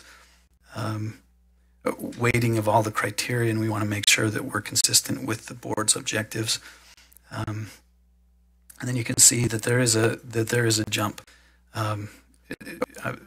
we have right now March 20th as the next local advisory board meeting. That would be our first opportunity to bring station area plans in front of this body. As you know, the statute requires that this body reviews and approves those plans. So that's where we're at. Within a week, we would bring those station area plans to the Board of Trustees for approval and adoption. We would also talk about the results of that system analysis tool and where we're at as far as cities at that point. A week later, after digesting that, the board would select sites for TOD development. Staff would go out for RFP that next Monday with those sites, if the board so chooses. Give about 30 days for to prepare proposals, and then a week for a selection committee to review those proposals and form a selection committee and select a developer. Within a couple weeks, we could have an exclusive negotiation agreement with the selected development team. So, again, just to highlight, we could go out for RFP based on current steps to approval, beginning of April, and have an actual agreement with the developer by the end of May. Advisory board, how does that feel to you? So if I may make a comment on that, I just to go back to Mayor Shepherd's comments earlier, and I kind of alluded that we would maybe talk about this once Paul was done with his presentation, but I believe that because of the next meeting being March 20th, which is just over 60 days away, that we could probably do a lot of good to maybe have that February meeting, albeit just a quick electronic whatever type of meeting we need to do to check that box and allow that timeline to at least have the flexibility of at least almost a couple of months there, that because of the strict time crunch that Clearfield City's in, for example, would definitely help them out a lot and give them a buffer for any things that may or may not go wrong. So that would be my recommendation, is that we try as a board to come and meet sometime in March to be able to move that up. Next February, excuse me. Go ahead. Just a couple comments. I want to understand, is there a provision for electronic meetings? Do we have that in place, or do we need that? I know it existed in the past. I don't know, is that still? Yes. It is? Okay. And the second, so this entire timeline could be adjusted 1 month? Is that? It could. I mean, there's no sense us sure. moving our part up a month if the rest of it can't be adjusted. I think it could be adjusted. I think the only difference there might be some station area plans that are in the works that are trying to be finalized. I know of one. I think Ogden is one of those that's on the cusp, that will likely not be finished in February, and therefore would not come to this body until it is finished, and therefore wouldn't be eligible if we were to select sites at that time. We believe that Clearfield will be ready, and a few other sites might be eligible by that time when we do go to the board for a site selection. Could we do approval of station area plans in February and March, then to catch those others that might be a little bit behind? Is that possible? That's correct, and then it just depends on when the board is comfortable with the pool of applicable sites, when they would go out for or authorize staff to go out for RFP. If that's the case, if they do want to wait till March, then we're still on the same timeline. Mayor? So moving our meeting up to February, would that give a disadvantage to any of the other sites that are trying to put together their stationary plan? Only if we weren't to meet again in March and give those other sites the opportunity to be eligible. I'm in favor of looking at it in February, but also we need the March meeting. And I think the February, if we can, and if we can do an electronic or whatever type of meeting, I don't know how the board feels, but I would be in favor and would recommend that. Sounds like we have a little bit of a straw poll here we're open to that option. More head nods. Are we okay with that? Okay. All right. Thank you, Mr. Chair. Thank you. So, Steve, we've got capital project update. Yeah, let's. I got a little bit out of order here. We're going to look in detail at capital and service in those flow charts. This is the capital project on the screen right now. Why don't you go to the next one on service planning? And service planning, you see they're formatted somewhat similarly to what Paul's talked today about in TOD. We'll get those out to you in advance of the next meeting. We'll talk about those in more detail at that time. Today, what we did want to talk about on the capital project side is the Point of the Mountain plan, and Mary DiLoretto, our Director of Capital Projects, will speak to that.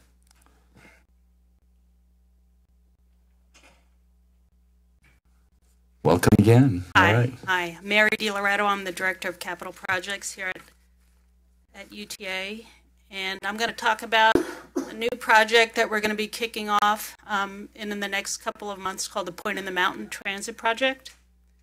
And first, to give you a little background, most of you are probably familiar with the Point of the Mountain Commission that was created by the legislature in 2016. And the commission is responsible for constructing a vision of growth for the Point of the Mountain area. And also with the goal to maximize development opportunity on the state-owned land on the prison property while considering economics, quality of life, and the environment. So the legislature outlined 6 objectives for the commission.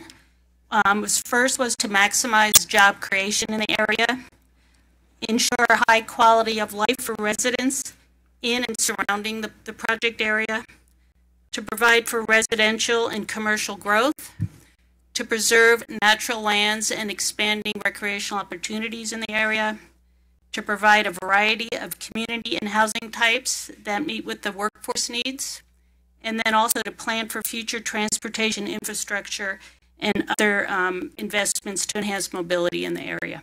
So what we're focusing on here is the transportation part of their goals. So the Point of the Mountain Commission did a 3-phase visioning process, and they've completed the first 2 phases. They're in their 3rd phase right now. And as part of that visioning process, they came up with multiple scenarios for how that land could be developed. And each scenario included transportation improvement projects. And so they came up with their preferred scenario, and the transportation agencies, including UDOT, MAG, Wasatch Front, and UTA, they saw the need to support the commission in developing those transportation projects. So they looked at, in 2018, they did a study that looked at 5 of the different transportation projects in that preferred scenario, including the TRAX Blue Line extension, which we're focusing on today, also some roadway connections to Mountain View Corridor, the North-South Boulevard through the prison site, and then also a red line extension of tracks as well. So the transportation analysis that the agencies looked at, when the vision that Point of the Mountain looked at, the transportation of the extension of the Blue Line was along the west side of I-15. So it's the solid line that you see, and it would start at the Sandy Civic Station, Trax Line Station, and extend down, join up with the Draper Frontrunner Station, go through the Point of the Mountain, and then extend down along the UTA-owned right-of-way to Lehigh. The transportation agency said, well, it really makes sense to also look at the alignment on the east side, which goes along our existing right-of-way. So the dotted line represents that other option we thought we should look at. So the initial estimates, what we're looked at for ridership, you can see along the east side and the west side, as well as the cost. These were just very initial rough estimates, and the Point of the Mountain Commission wants us to look at them in more detail, do a better comparison of those 2 alternatives, and they asked UTA to work with UDOT to further advance this project. So the next phase that we're going to be starting soon is an alternatives analysis, where we're going to look at those two alignments and maybe additional alignments if it's determined there's something else that makes sense. And also, right now we're considering light rail, but we also may want to look at other modes. We want to look at the different travel markets that would be served by those two different alignments and what type of ridership we'd get. Also, times what they would result in those two different alignments. And what's the land use and the economic development potential. And then we want to do more conceptual engineering so we get a better idea of exactly what it's going to cost to do those two different projects. And then all throughout, we're going to have public and stakeholder involvement. So this kind of shows the two alignments together. You know what, I'm going to actually skip to the next. So this shows the eastern alignment, and the blue at the top of the page, this is hard to see, sorry. The blue at the top of the page is our existing blue line, what ends in Draper Town Center.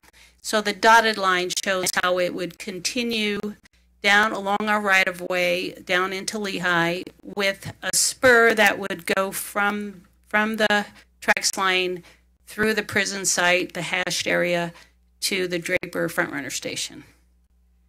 The other alignment would look at starting at the Sandy Civic Center Station, going somewhere, we're not exactly sure where it would fit best, but somewhere on to the west of I-15, the west of our Frontrunner.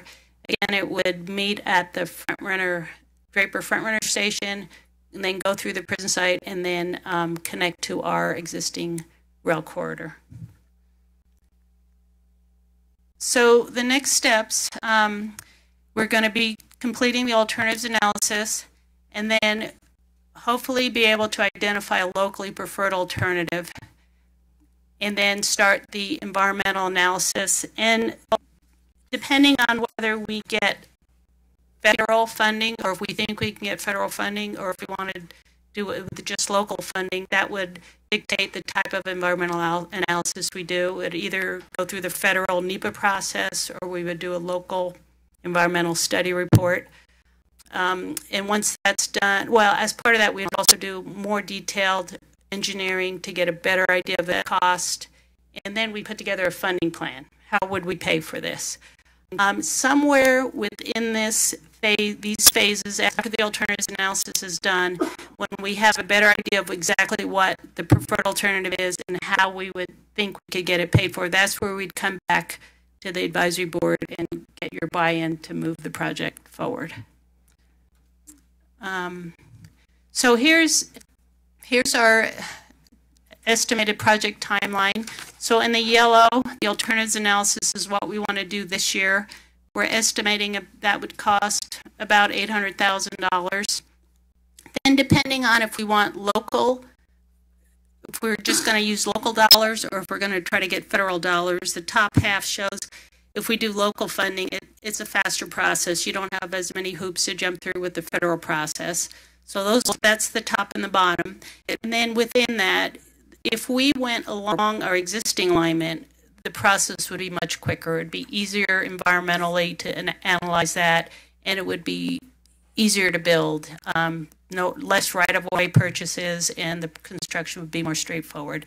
Then the bottom line on both top and bottom represent if we went along a new alignment on the west side. It would take longer, be a little more tricky to go through the environmental, and cost more as well. So right now, we are putting together a memorandum of agreement with some funding partners for the alternatives analysis portion. UTA is contributing $50,000. UDOT is contributing $50,000. Both MPOs are each contributing $25,000. Salt Lake County will be contributing through a grant that Draper City just was able to get for the project. And we're going to be requesting to see if Utah County would be willing to give anything. And we're also approaching the Silicon Slopes organization, and any shortfalls we'd be hopefully asking the state legislature if they could fill that shortfall in. And I believe that's it. Any questions? Go ahead. Yeah, so real quick on the alternatives alignment, are you talking both east, west, and southern? So I'm sorry, For what you have is an older version of the map, and I'm sorry, that's confusing. It Okay. confused a lot of people, and that's why we changed it. So right now we're just calling it east and west alignment, where the east would also include, so you can see the dotted line also includes the spur through the prison site, and then the west would be the pink, which goes, you can see where they're both doubled up. So both alignments would be the from about 146 south, and they both would go through the prison site from our existing corridor to the Draper's Front Station. And you can do all that with that 800? No, we're just doing the study. Okay. Yeah, no, that's the what- initial alternatives analysis to compare. We're going to look at ridership and travel times and just really conceptual engineering to figure out how many crossings there might be and, things like that. And we think we could do that initial study. We wouldn't do the environmental part of it until the second phase. Would it include community engagement? Yes, both all throughout we would do public outreach, community engagement. Interesting. Thanks. Other questions, comments? Okay, thank you. I like that line that goes down into Utah County. Yeah, get them I think to Adobe. chip in. Yeah, that's right. Next. Mr. Chair, the last item in this group is presented by Laura Hansen. This is a very exciting area for us. This UTA Service Choices Study. And Laura, take it away. Thank you, Steve, Mr. Chair, and members of the board. I'm excited to be here and tell you about this exciting project that we're working on. Let's see if I can tab through my slides here. So UTA has a portfolio of a variety of different modes. We have paratransit, we have trains, we have buses, we have van pool, and there are a lot of emerging technologies that are creating opportunities for new partnerships for UTA. You can see the electric scooters out on the sidewalks, bicycle sharing, there's Uber and Lyft ride-hailing services, and then there's this new idea called mobility as a service, where you could subscribe to a package, kind of like a cable network, and you can have access to all of these various different mobility modes from your cell phone. So as transit planners, we think, what do we do with all of these various different options? And each of these different modes it provides a different solution. You all have different communities, different needs in your communities, and there's an appropriate solution for each of those. And each of these modes provide different markets. So we want to be able to provide the right service for your communities. Perhaps, like Salt Lake City, you really want to create a very urban feel. You want people to be able to make lifestyle choices around having transit within your community. Or perhaps you're trying to maintain your small family, kind of suburban, large lot neighborhood feel. There are different transit solutions for each of those different communities. Similarly, maybe economic development is your goal within your community. Vineyard, you're trying to create a whole new community here. So economic development is probably a key portion of that, or for your vision. On the other hand, maybe you really want to maintain the feel of your community, and just providing access for your residents to reach jobs and education is your primary goal. Different transit solutions to meet each of those. And finally, maybe you're serving a primarily commuter market. Box Elder, for example, is looking at extending the front runner line into their community so that they can access the rest of the region. Or maybe you're more interested in local circulation and being able to have your residents be able to access different places within your own community. Again, different solutions for different needs. So we are starting a new process called the UTA Service Choices Project. It's largely a community engagement process, which will result in a service plan at the end. We'll be asking the community to help us prioritize how our service resources should be allocated across the community. We'd like really to respond to local government goals and objectives and result in data-driven plans. I want to give a shout out to our partners. This planning process is being funded jointly by UTA, Wasatch Front Regional Council, Mountain Lands Association of Governments, and UDOT. We're all working together on this, and we've hired a consultant called Jarrett Walker Associates to assist us with this. And we'll be asking the community 2 questions, really. How should we allocate our existing resources across existing service? So we have the ability to redistribute the service that we provide today. And then a second question is, how should we prioritize new resources as they become available? So as transit agencies, this is one of the ways that we'll be doing this. We are often asked to provide conflicting goals, conflicting objectives. We get direction from our communities to operate more like a business, fill every bus with as many riders as you can, and at the same time we're asked to serve a large area. And so that proposes a challenge for us. So take a look at this image here. Imagine this is a fictional town. The dots represent density, so either residences or jobs, and we have 18 buses to deploy in our community. If our goal is to operate more like a business and maximize ridership, we would take all 18 of our buses and we put them on the 2 corridors that have the most density. We're capitalizing on the largest likelihood of transit ridership. This is great for everyone except for the woman who happens to live in the south or the kind of south right-hand corner of this community who says, well, now wait a minute.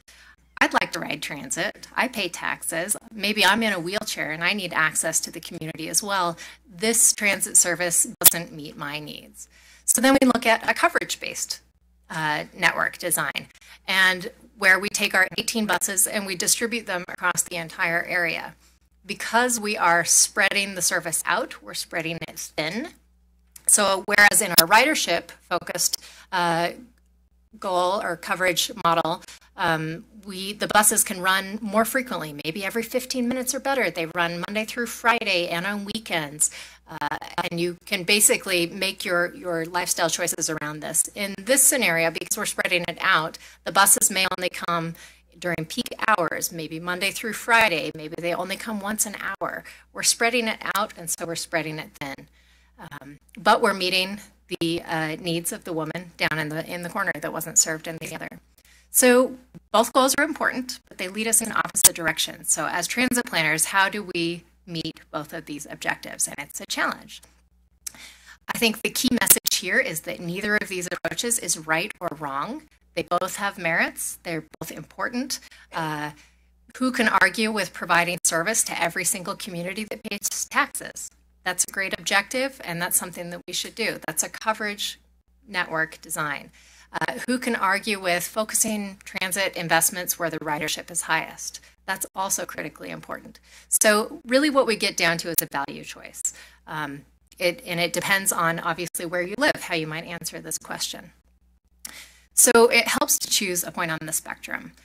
We don't need to be either ridership or coverage. We in the middle. So just for context right now, in the Davis and Weber area, the existing network is about 40% ridership and 60% coverage. In Salt Lake County and Utah County, it is just the opposite. It's about 60% ridership and 40% coverage. And then Box Elder and Tooele are largely coverage services at this point. So that gives you a framework of where we are right now with our existing system. So we have an engagement process that's kicking off in February. It will run through April. We'll have an online survey. We would like the help of every single community within our service area to help us spread the word about this, ensure that your residents and constituents participate. We'll be holding community open houses. We hope with your assistance. We'd like all of the cities around the community to help us co-host these, bring people to the workshops to provide input, make sure your voices are heard. And then we'll be having 3 community leader workshops the first week of April. And similarly, we'd be looking to you for recommendations on who you all think ought to participate in those workshops. The goal for this is not necessarily to reach out to city council members and staff planners. It's more universities, businesses, social service providers, church groups, advocacy groups. It's the folks in our community that have the potential to ride transit or already do, and ask them to be involved. So that's the end of my presentation. I suspect as we get going into this a little bit further that your communities will also want to learn a little bit more about this. We're happy to do a roadshow, come out and talk to your council. I'd be happy to give the same presentation to any of them and explain the trade-off and some of the things that we're trying to work through. So I'd answer any questions if you have any. Mayor? I just would like to make a comment, and maybe as you're going into different communities, you could talk about what a first mile, last mile partnership could look like. I know we're testing in Salt Lake City this year using like Uber or Lyft to get people who are in kind of that desert area to a transit-oriented stop or a faster route, right? And I think having those discussions and teeing up that thought process enables you to move more people efficiently, because you keep your fast routes moving with people that are living along those and then picking up others in a different way than maybe using a bus. That's a great point, Mayor. Our consultant pointed out to us that these demand response or microtransit solutions, they're very exciting, but he wanted to caution us to think that that's not necessarily always a silver bullet. It's a key component of what we want in the future, but it also is another type of coverage service. So again, it goes back into that, how do we want to distribute our resources? But we're very excited about that. In fact, UTA has an Office of Innovative Mobility Solutions that is dedicated looking at just these types of partnerships and how they can be part of our portfolio of services. Thank you. Thank you very much. Thank you. Any other questions? Are we good? Okay. Thank you for all the homework on that. I know you came down to Utah County and presented to our COG, and it was much appreciated, but there are different viewpoints from different mayors and their communities, which that's exactly what you're trying to figure out. So, okay, on the next is setting our I guess our regular meeting dates for the calendar year 2019. For the advisory board, by statute, we're required to meet quarterly. I think staff has recommended that we meet 5 times. There's already been a recommendation that we possibly meet 6 times. So I'm not sure how we want to discuss that. How do you feel comfortable with that? You think that's frequent enough? Any thoughts, Karen? I would propose that we add a February 20th date to this list of dates. Yeah, there are a couple of options. This was handed to me that the 20th or 27th of February, and that could provide for electronic meeting, but we do still need to have someone here physically, suggesting that it'd be a normal in-person meeting with the option of those that can't be here to join electronically. So the 20th or 27th, either of those dates, you suggest the 20th? Either one of those dates. I was just adding a February. Sure. There is a Transcom meeting on the 27th at 2 till 3:30. So just to not conflict with right, that. So the 20th would probably be better. So we'll do the 20th then. 20th works best for me. 20th work? Okay. So I think we could, if someone would like to make I was going to say, with that, I'd make the motion that we accept the dates as outlined with the additional February 20th date. Second. We have a motion and a second. Call for the vote. All in favor? Aye. Any opposed? That means you won't be here, but that's, no, it's good. All right. Unanimous. Thank you. Well, that's good. Legislative priorities. I got to hear this. All right. Could I interrupt just a second? Please, go ahead. On the 20th, there is the Shelter the Homeless Committee meeting at the Capitol at 2 o'clock. At 2 o'clock? What time would we schedule this meeting? Could we do it early? Earlier? 11. Would that work? 11 would work. Okay. Let's keep that time sensitive, and if you could do that, Annette, that'd be great. Okay, Matt? Thank you, Mr. Chair. Like many people, I actually don't have my full voice today, but I'll try and muddle through this. Thank you. The first thing I should tell you as an advisory board is to not get used to your name, advisory board. And I'll get to that in a little while, but that's one of the tweaks to legislation that will likely affect just the name of this group. So I'll come back to that. Now to have your attention. So are we the second team, or are we on the bench, or what, you know? Well, I'll just say there's been some confusion about the term board, and people are confused if it's the board or the advisory board. And so there's been a proposed technical change to change the name of the UTA Advisory Board to the UTA Advisory Council. And that way the Board of Trustees, the term board doesn't get confused. And there you go. That concludes my report. No, all right, that's the legislative priority. Okay. Actually, be a great session, isn't it? Yeah, right. I wish it were that simple. Before I actually talk about a few UTA transit priorities, I thought I would just give an overview of the session and a few other topics, if that's okay, Mr. Chair. Please, go ahead. So, as you know, it's 45 days long, starts in about a week and a half, and ends on Thursday, March 14th. One of the things I wanted to mention first, and you'll get some more information on this, and we would love to see you as you do your jobs, and many of you are engaged on matters up in Capitol Hill.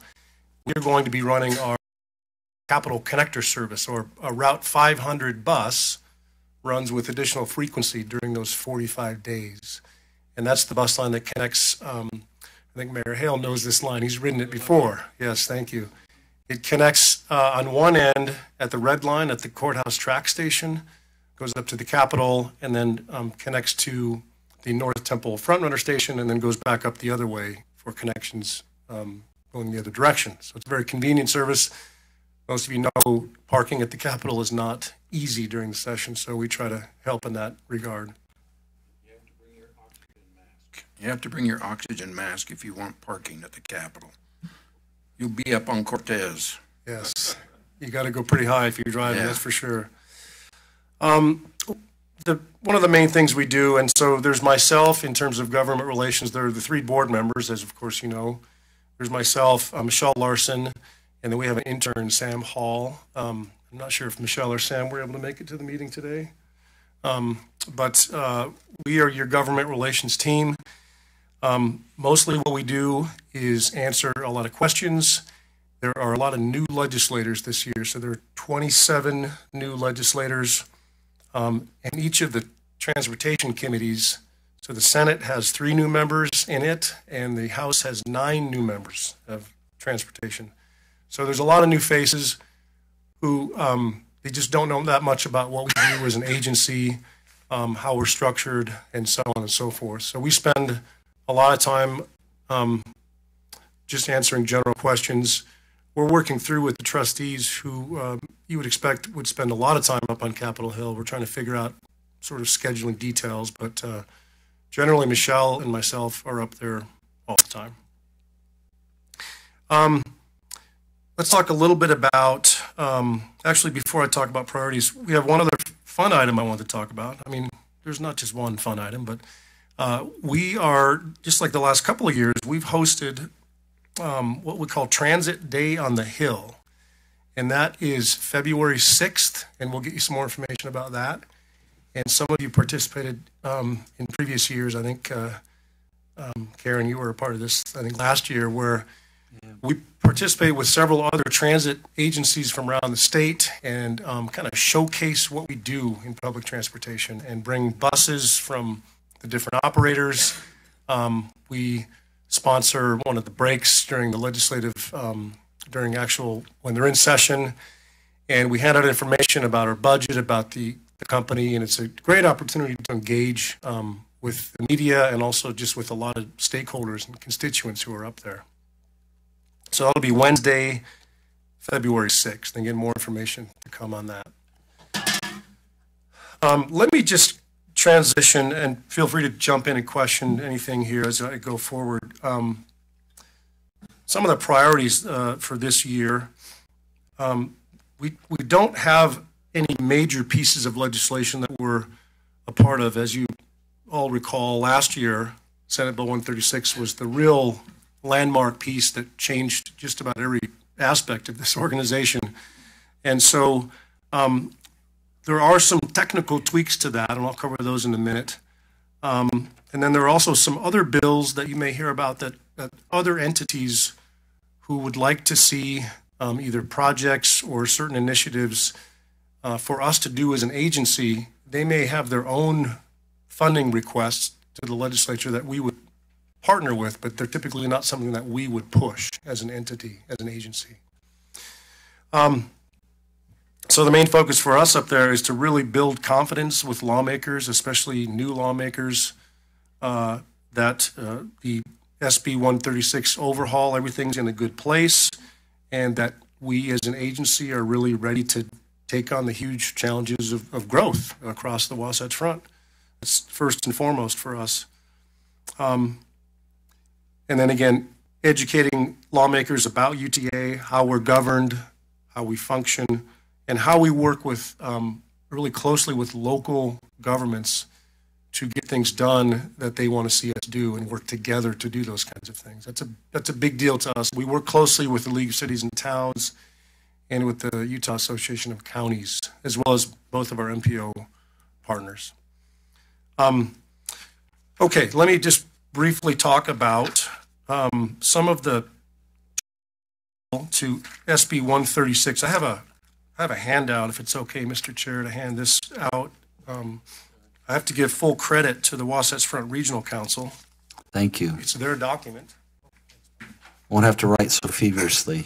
That's good. Yeah, these, what you're getting through this handout is a one-page summary. Senate Bill 136, we've been working with UDOT and all the other partners I just mentioned to make some revisions to that landmark bill. Last year, this was a 230-page bill. Make some changes to that would just help streamline things from our perspective, as well as all of those other perspectives. And so in the off season, if you will, this task force on state transportation and tax review has been meeting. The one-page summary you have not only shows the UTA modifications, which I'll cover in just a minute, but more broadly, a lot of other topics that impact you likely as mayors, with local option transportation sales taxes, and then some changes to UDOT, and then you can read down below some additional state transportation funding parameters. So let me just quickly cover the ones from UTA and then just open it up to questions here. Keep moving. Probably don't need to say too much of this, but too much about this, but the UTA name will stay. So this change repeals the name change from last year. We talked about the advisory board name to advisory council, and hopefully everyone here is comfortable with that change. The next one, and again, some of these are not fully baked. The task force last week recommended that the framework bill that has all this in it be looked at by both the House and the Senate Transportation Committees. But they did that knowing full well that not everything was fully completed. Like the next one, that there's a provision in there that requires integration of transit service providers with some language we're trying to get changed in that, and then it has UDOT oversight. And we're trying to make sure that that meets the intent of what lawmakers are trying to see. Excuse me. And then we also have an employment topic we're trying to move forward. Last year there was a change in the law that indirectly affected us that we wanted to get some clarification on. We've always had specific exemption for what are called safety sensitive positions. When people apply for work here, there's certain, as you would expect, you want to have drivers and operators drug tested differently perhaps than someone else doing a different job. And so we got an exemption to allow us to do that, but we also realized at the same time we've struggled to attract and retain employees that we might have gone too far perhaps in years past on things like criminal convictions that don't relate to positions that drive people or carry traveling public. So we've got some changes there we're trying to be smart about this year. And then I'll just close and open up for questions by mentioning a couple of other things that are not in 136 that we're working on. Again, these affect local entities to a great degree, and we're part of the discussion on housing affordability, and there's a bill that makes some changes on affordable housing. We've been a part of that conversation, and we've tried to make that a healthy discussion and make sure that communities can count on UTA, not just for rail service, but we're trying to redefine our bus network, like Laura talked about. If we have routes that act like, if they're regular service, they can be counted on, they're frequent service all day, long service in the weekends. We want communities to be able to shape the way that they put affordable housing in their communities. And so that's that affordable housing amendment component. We've also had some involvement with the autonomous vehicle legislation that's going forward. We actually hope that transit down the hill, there'll be an autonomous vehicle up at the Capitol that you can ride, is the plan, if you dare. No, it's a good one. It's a very safe vehicle. I hear it doesn't go that fast. You can walk pretty much faster than this. Yeah, it's just a demonstration vehicle. And then there are some appropriation requests that we've worked with sponsors on that relate to, you've heard about the governor's $100 million in air quality improvements that he's trying to put a fair amount of that towards some transit initiatives that we're working on. And then there's a request, actually Senator Harper's involved with this, about how do we better coordinate our mobility management programs that are provided by the counties, that we provide other third parties. They're not that well coordinated, and there's some ideas that we have with working with him on that. So why don't I pause there, Mr. Chair, and just open up for any questions. Have any questions? Please. I have a question. Hi, Matt. Hi. Thanks for this information. I'm wondering if you can provide any additional clarity on the flexibility of the fourth quarter funds. I know for us, we know that the fourth quarter monies are going to give us the ability to do more. And we want to understand how we're allowed to use those dollars, specifically as it relates to staff. For us, it's going to be that we're going to have a lot of additional workload and we may need to add staff. There are other communities that probably don't have dedicated staff for things like transit projects that may need to bring that onto their team. It may also be an issue for UTA as well, I'm guessing. But the language, as we've been reading it, we've been consulting with our own attorneys about this, is fairly vague. And so we're trying to get an understanding of if those dollars are flexible enough for us to use for staffing purposes. Yeah, that's a good question. Thank you.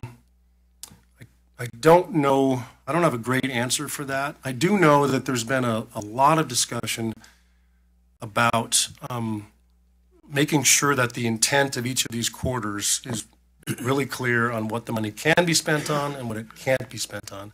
And some of you have probably been involved in some of the other quarters where there's been some wrangling, I would say, about, well, can local entities or counties use those dollars for maintenance? And that's actually an issue for us we're trying to unpack with one of our quarters, the third quarter. So I don't know, other than it's still being, there's a lot of dialogue going on about what you've just asked. And I think it's still, there's a lot of flux and moving parts with some of those restrictions. Are you hearing that that's going to be fleshed out? I mean, there is some benefit in leaving it vague. Right. Right. But it also makes us a little bit trigger shy in terms of how we want to move forward with those dollars and deciding how to program that out. Yeah, I mean, personally, I would think that using those dollars for staff would be appropriate. You know, I know that some of the intent was, again, to not have cities do things that they would have already done with their regular dollars for regular O&M types of things. But I think you're describing something that's above and beyond that. Yeah, I mean, what we're seeing is we're going to have an influx of money that we didn't have before, new money. And when you leverage that with our sales tax dollars that we have, with the UTA dollars, the county dollars, we could potentially do a lot more than we're doing today, which is fantastic. And we want to be able to leverage those dollars. But that means additional workload means someone has to do the work. And we're trying to figure out how to fund those positions. And we like the opportunity to have some flexibility in there, but we also kind of want to consult with others and get a sense for what we think that fourth quarter can be used for. And I don't know if others... I was going to say, maybe I can ask the question. Andrew, you've done a lot of analysis on that as far as Utah County. Maybe, if that's all right, maybe you can just share some quick insight.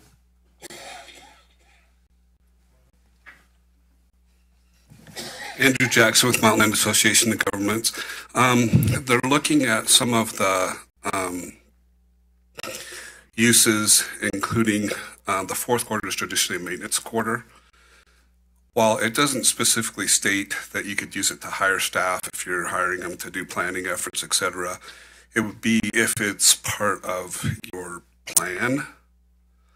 So you have, we're going to do this or this or this. So if you're doing maintenance, obviously you've got to pay for a vehicle and an employee and all that kind of stuff. But if it's just to hire a staff person that may or may not be related to the expense of those funds directly, that may be a concern. Thank you. And thank button on. Okay. Any other questions? Thank you. Appreciate it. I think we have one more item. Carlton, are you going to give us an update? And it's 3 o'clock, so not to tell you to hurry, but take your time. I will suggest to you, Jen, you may check with the Salt Lake County District Attorney. They did some analysis of that as part of their 2019 budget. I don't know where it ended up because I left before that, but they could probably help you through that. Just as a quick overview, I think you're well aware that the governor has nominated our third and final board appointment with Kent Millington, and he's been through his Senate confirmation hearing, is scheduled tentatively for full Senate vote on the 28th when they have their first day in session. And so we're looking forward to that, and Kent's quickly catching up on things, and will be a great addition to the board. We recently, and I think we have a slide, thank you, went through and did some restructuring with our executive team. We modified some titles. We had a number of titles that referenced vice president, and it was difficult to have a vice president when you didn't have a president or CEO anymore, and with the executive director. And so some titles were modified in that aspect. And then we also added a sixth component, which is a chief of service development, and not with the intent of getting into a heavy capital plan, but certainly with on capital TOD and also just regular service development. And that position will likely go through a hiring process soon, and the employees associated with that change would slide over into that position. We also made a decision as a board to have the executive director, I think Steve alluded to it just a little bit in one of your earlier discussions about with the task of the focus on coordinating with the senior executives and also the day-to-day operations of our business and operations, and then the board role more in an outward facing. Having said that, we are reviewing daily a number of general operational issues and are in the process of reviewing various policies. We've made some modifications to some existing processes, including recently with some retirement contributions, both at our senior executive level and certainly at our employee level. We have shifted our government relations, so Matt and his team will now report directly to the board. Internal audit will report to the board, as well as strategic board operations obviously would report to the board. And then we're still in the process of the transition on legal, but legal reports to the executive director. So we're going forward. We have a draft. We've secured a recruiter for the executive director's position. We've have a rough draft of that job description. We anticipate the recruiter doing some interviews with stakeholders, which we certainly would offer to the advisory board to be included in that before we go out through the recruitment process. We made some arrangements with Steve Meyer, who I think is technically retired, but working part-time or soon to be working part-time, initially for a couple months remotely, and will be here twice a month, but working up to 29 hours a week through this transition to maintain some continuity until we're successful in hiring a new executive director. I think that's all I have, unless there's other questions. Any questions? Please. Yeah, I had one question. Thank you, Trustee Christensen. There was some discussion at our first meeting about the involvement of this group in the recruiting process for the executive director.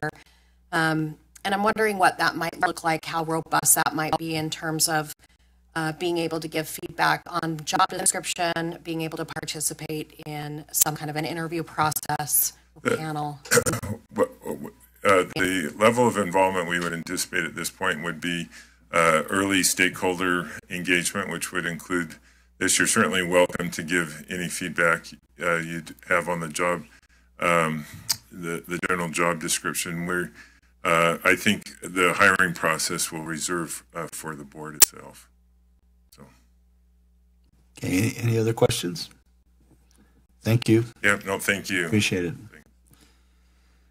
Okay, I guess our next meeting is February 20th, and the time is tentatively slated for 11 o'clock. Is that the idea? If you find difficulty in that, just get back with us, and if we need to adjust it, but that'd be good. Motion to adjourn. Oh, good. Second. All in favor? Aye. Thank you.